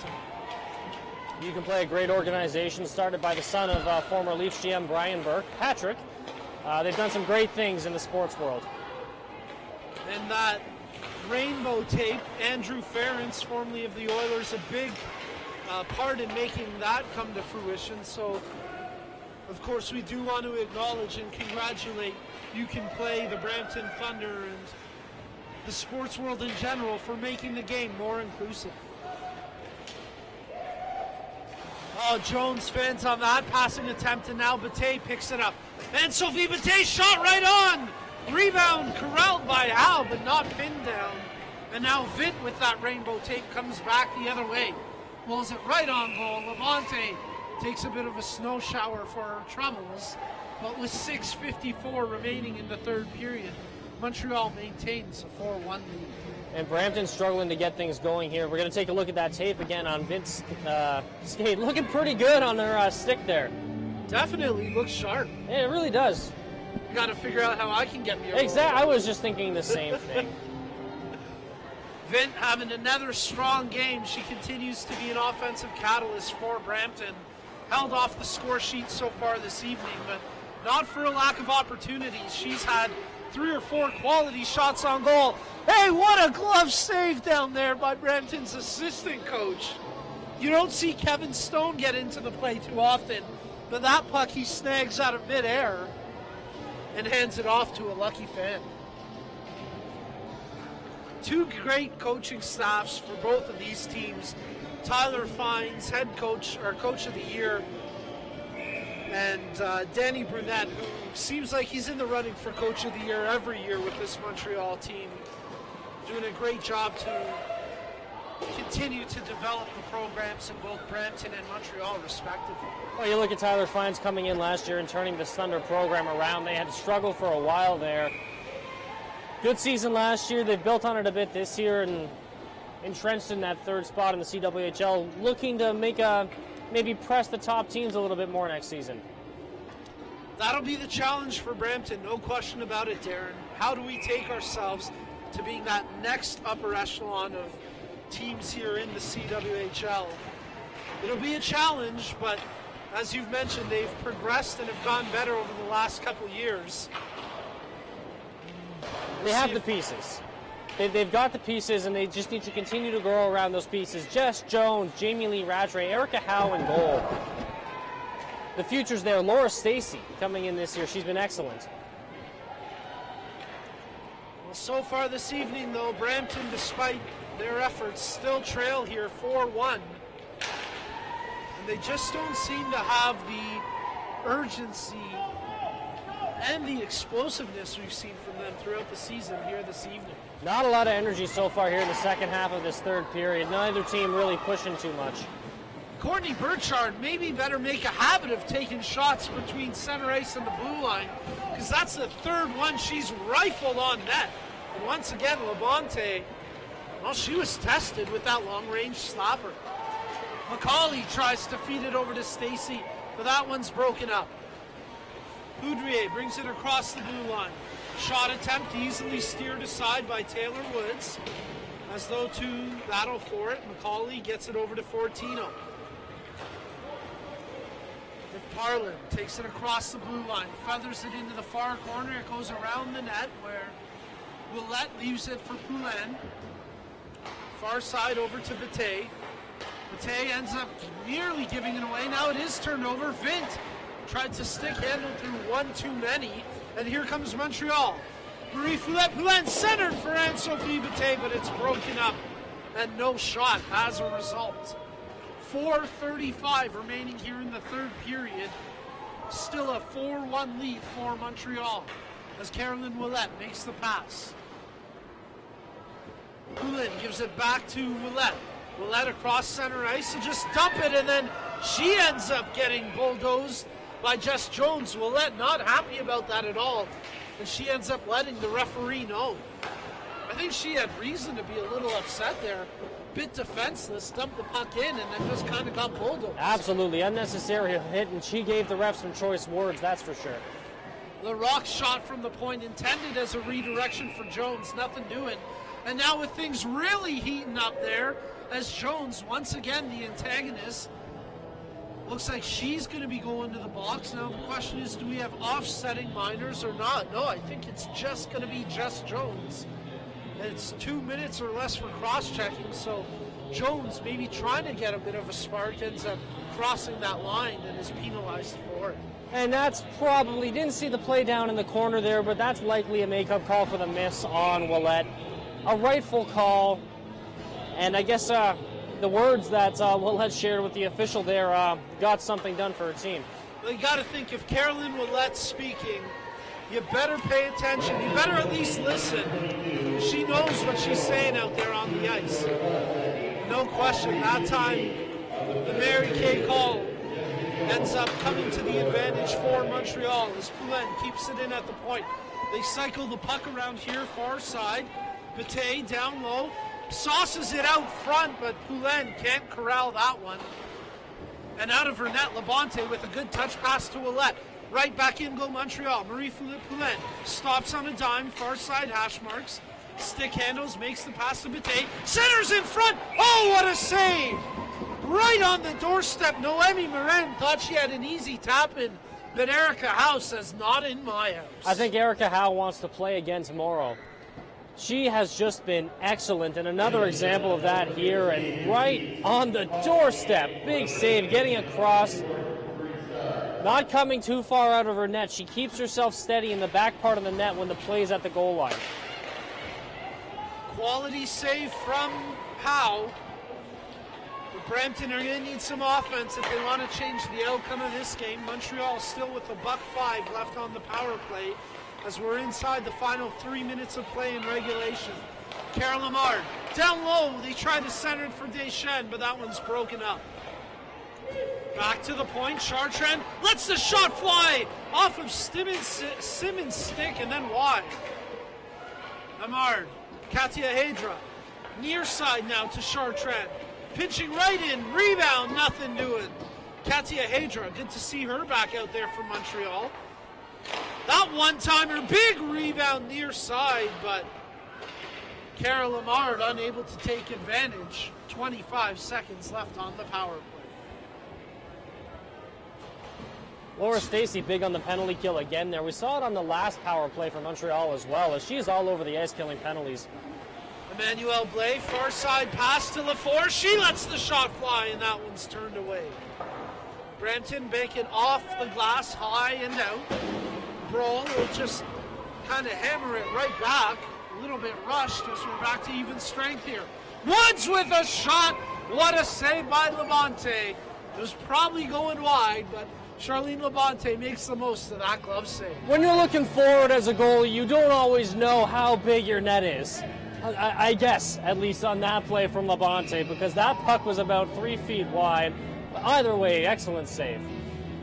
Looks like we're going to have a timeout called here by Tyler Fines and the Brampton Thunder, and they've already pulled Erica Howe to the bench.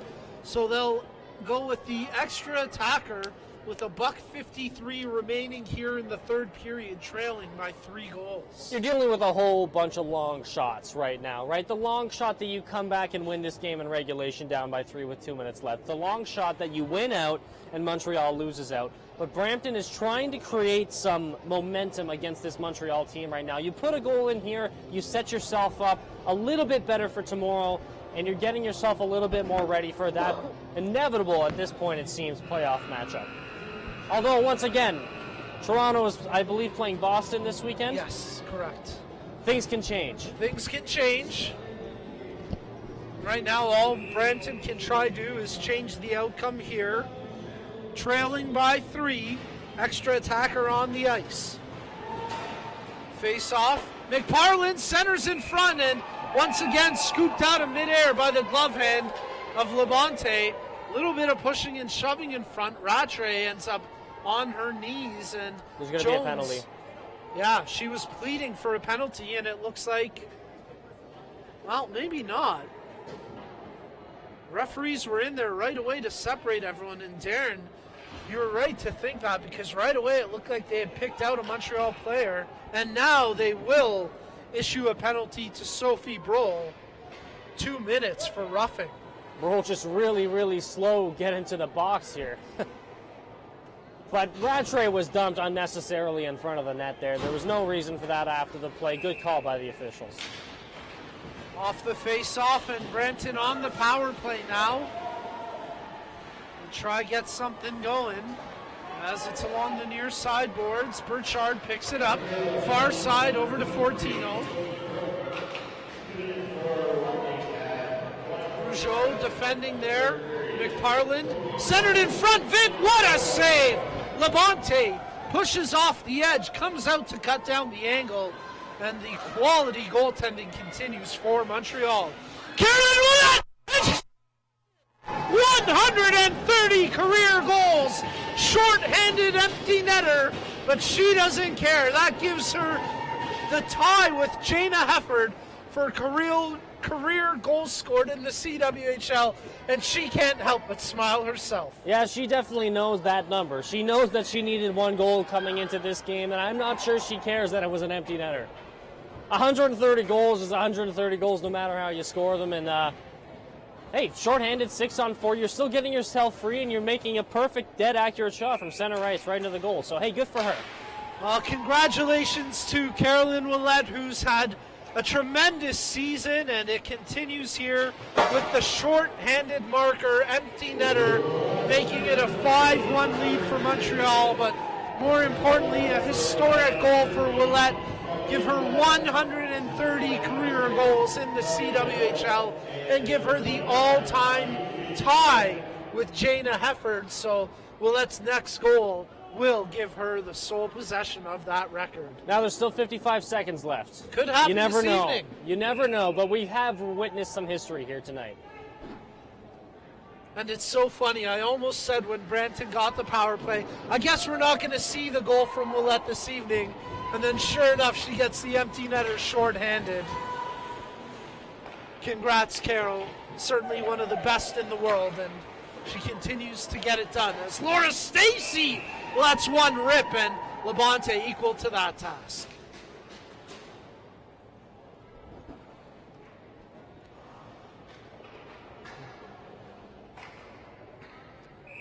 So a dominating performance by the Canadiennes de Montreal from start to finish. Built on the backbone of their goaltender, Charlene Labonte, and well, their big guns coming through in the clutch as impressive games by Marie Foulet-Poulin and Sophie Bataille and Caroline Ouellette. Jocelyn Larocque with 10 seconds remaining here will bring the puck in offside the call. So we'll have one more stoppage with 6.4 seconds remaining in the third period. I think that's the most exciting empty netter I've ever called. I wouldn't be surprised if that's the most exciting empty netter ever. I don't know, Wayne might have a thing or two to say about that. Good point. But yeah, CWHL empty netters, that's got to be right up there. How fitting that the game ends with a glove save by Charlene Labonte. She picks the puck out of midair, and Montreal skate off with a 5-1 victory. The fifth goal, a historic one for Caroline Ouellette, 130 career goals, and a big win for Montreal, increasing their season totals with 14 wins this year. Not the game you wanted if you're the Brampton Thunder coming into this one. Not the best performance in the first period, and it really set the tone for the rest of the game. Hopefully they can come out and show a little bit more jump tomorrow. Get out early in the first period. Maybe try to get a couple goals past Labonte, assuming she plays again tomorrow. But they really need to show something against this Montreal team. I'm glad I'm not the only one who got excited on that empty netter. I was just looking through the live chat stream of our CWHLlive.com broadcast, and a number of people tuning in, including Scarlett, excited for that big goal by Ouellette, saying our speakers almost broke when she scored. Yeah, I got a little excited at the empty netter. That's good, though. Within reason, of course. Absolutely. A milestone goal by Caroline Ouellette as the Brampton Thunder salute the home crowd. They've got just one more home game remaining this season. It's here tomorrow afternoon at 1:30 p.m. Folks, stay tuned because we've got your Tim Hortons 3 stars of the game coming up here in just a few moments. You know you've had a good night when you're almost breaking the speakers.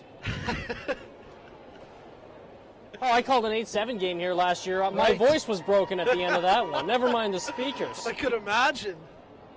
I was off doing some Team Canada work, and meanwhile you got a total barn burner here, 8-7 shootout, I believe, wasn't That's it? right. Yeah. As we get a look at the teams leaving the ice, Jamie Lee Rattray with a bit of a tap on the back of Marie Foulet-Poulin. I think those might be our 3 stars coming up. Well, most likely they're waiting there. Fortino, Poulin, and Labonte, and deserving all 3 of them. Fortino for Brampton scoring that beautiful goal in the first period to, at the time, make a game out of it. It was 3-0. She scored that goal. It was 3-1. Brampton had a little bit of a jump going there, and then that late goal in the first kind of killed their momentum. Well, again, we want to thank everybody who tuned in this evening on CWHLlive.com. Darren and I, very appreciative of all your kind commentary, and it was absolutely our pleasure to bring you this evening's game. Again, this will be our last broadcast in the GTA this season, so just want to say thank you to everyone who helps make these games possible, and that it continues to be an honor to be able to call these games for the CWHL. And once again, we tremendously value you and your feedback. So thank you to everybody watching at home. No surprise, Charlene Labonte, third star of the game. In fact, the only surprise was that she was third star and maybe not a bit higher. Well, I'm surprised, actually, when I think about it, that Willette is not one of the stars of this game. It's a major milestone for the CWHL, and interesting that she's not included here. I'd agree with you there. I think you almost kind of have to give her one of the stars, but not the case, as Fortino gets second star, and Marie-Philippe Poulin, who, well, it's hard to have anything negative to say about her because she just continues to produce, and tonight was no exception. A goal, an assist, and another spectacular performance from MPP, Marie-Philippe Poulin. And with those 2 points, then that Poulin ties Jess Jones for the league scoring lead this season at 31 points. So those are your Tim Hortons 3 stars of the game on CWHLlive.com. Before we sign off, we want to thank once again our tremendous sponsors who continue to support the CWHL and CWHLlive.com. Of course, all our broadcasts are empowered by Hilberg and Burke, and we're so grateful for their support. But we also want to thank Scotiabank, Dairy Farmers of Canada's Fueling Women Champions program, Sportsnet, Bauer, Tim Hortons, Molson Coors, the Globe and Mail, Bridgeforce, Porter Airlines, Gong Show Gear, the Calgary Flames, the Toronto Maple Leafs, the Montreal Canadiens, the Ottawa Senators, Campari, 2XU, and Complete Concussion Management for their invaluable support of the Canadian Women's Hockey League. Folks, that's it from Brampton this evening. It was a fun contest and a fun season. And Darren, once again, I want to thank you for joining us up here this evening. Well, thanks for having me. Always a good time calling these CWHL games. It's fun to watch, fun to do. There's more CWHLlive.com coming up this year. So make sure you tune in down the stretch as we get you set for the Clarkson Cup final in Ottawa. But that's going to do it for us in Toronto and Brampton. For our tremendous technical crew, for Steve Mitchell, for Darren Alley, I'm Nico Cardarelli. Thank you for tuning in, and we'll see you next season.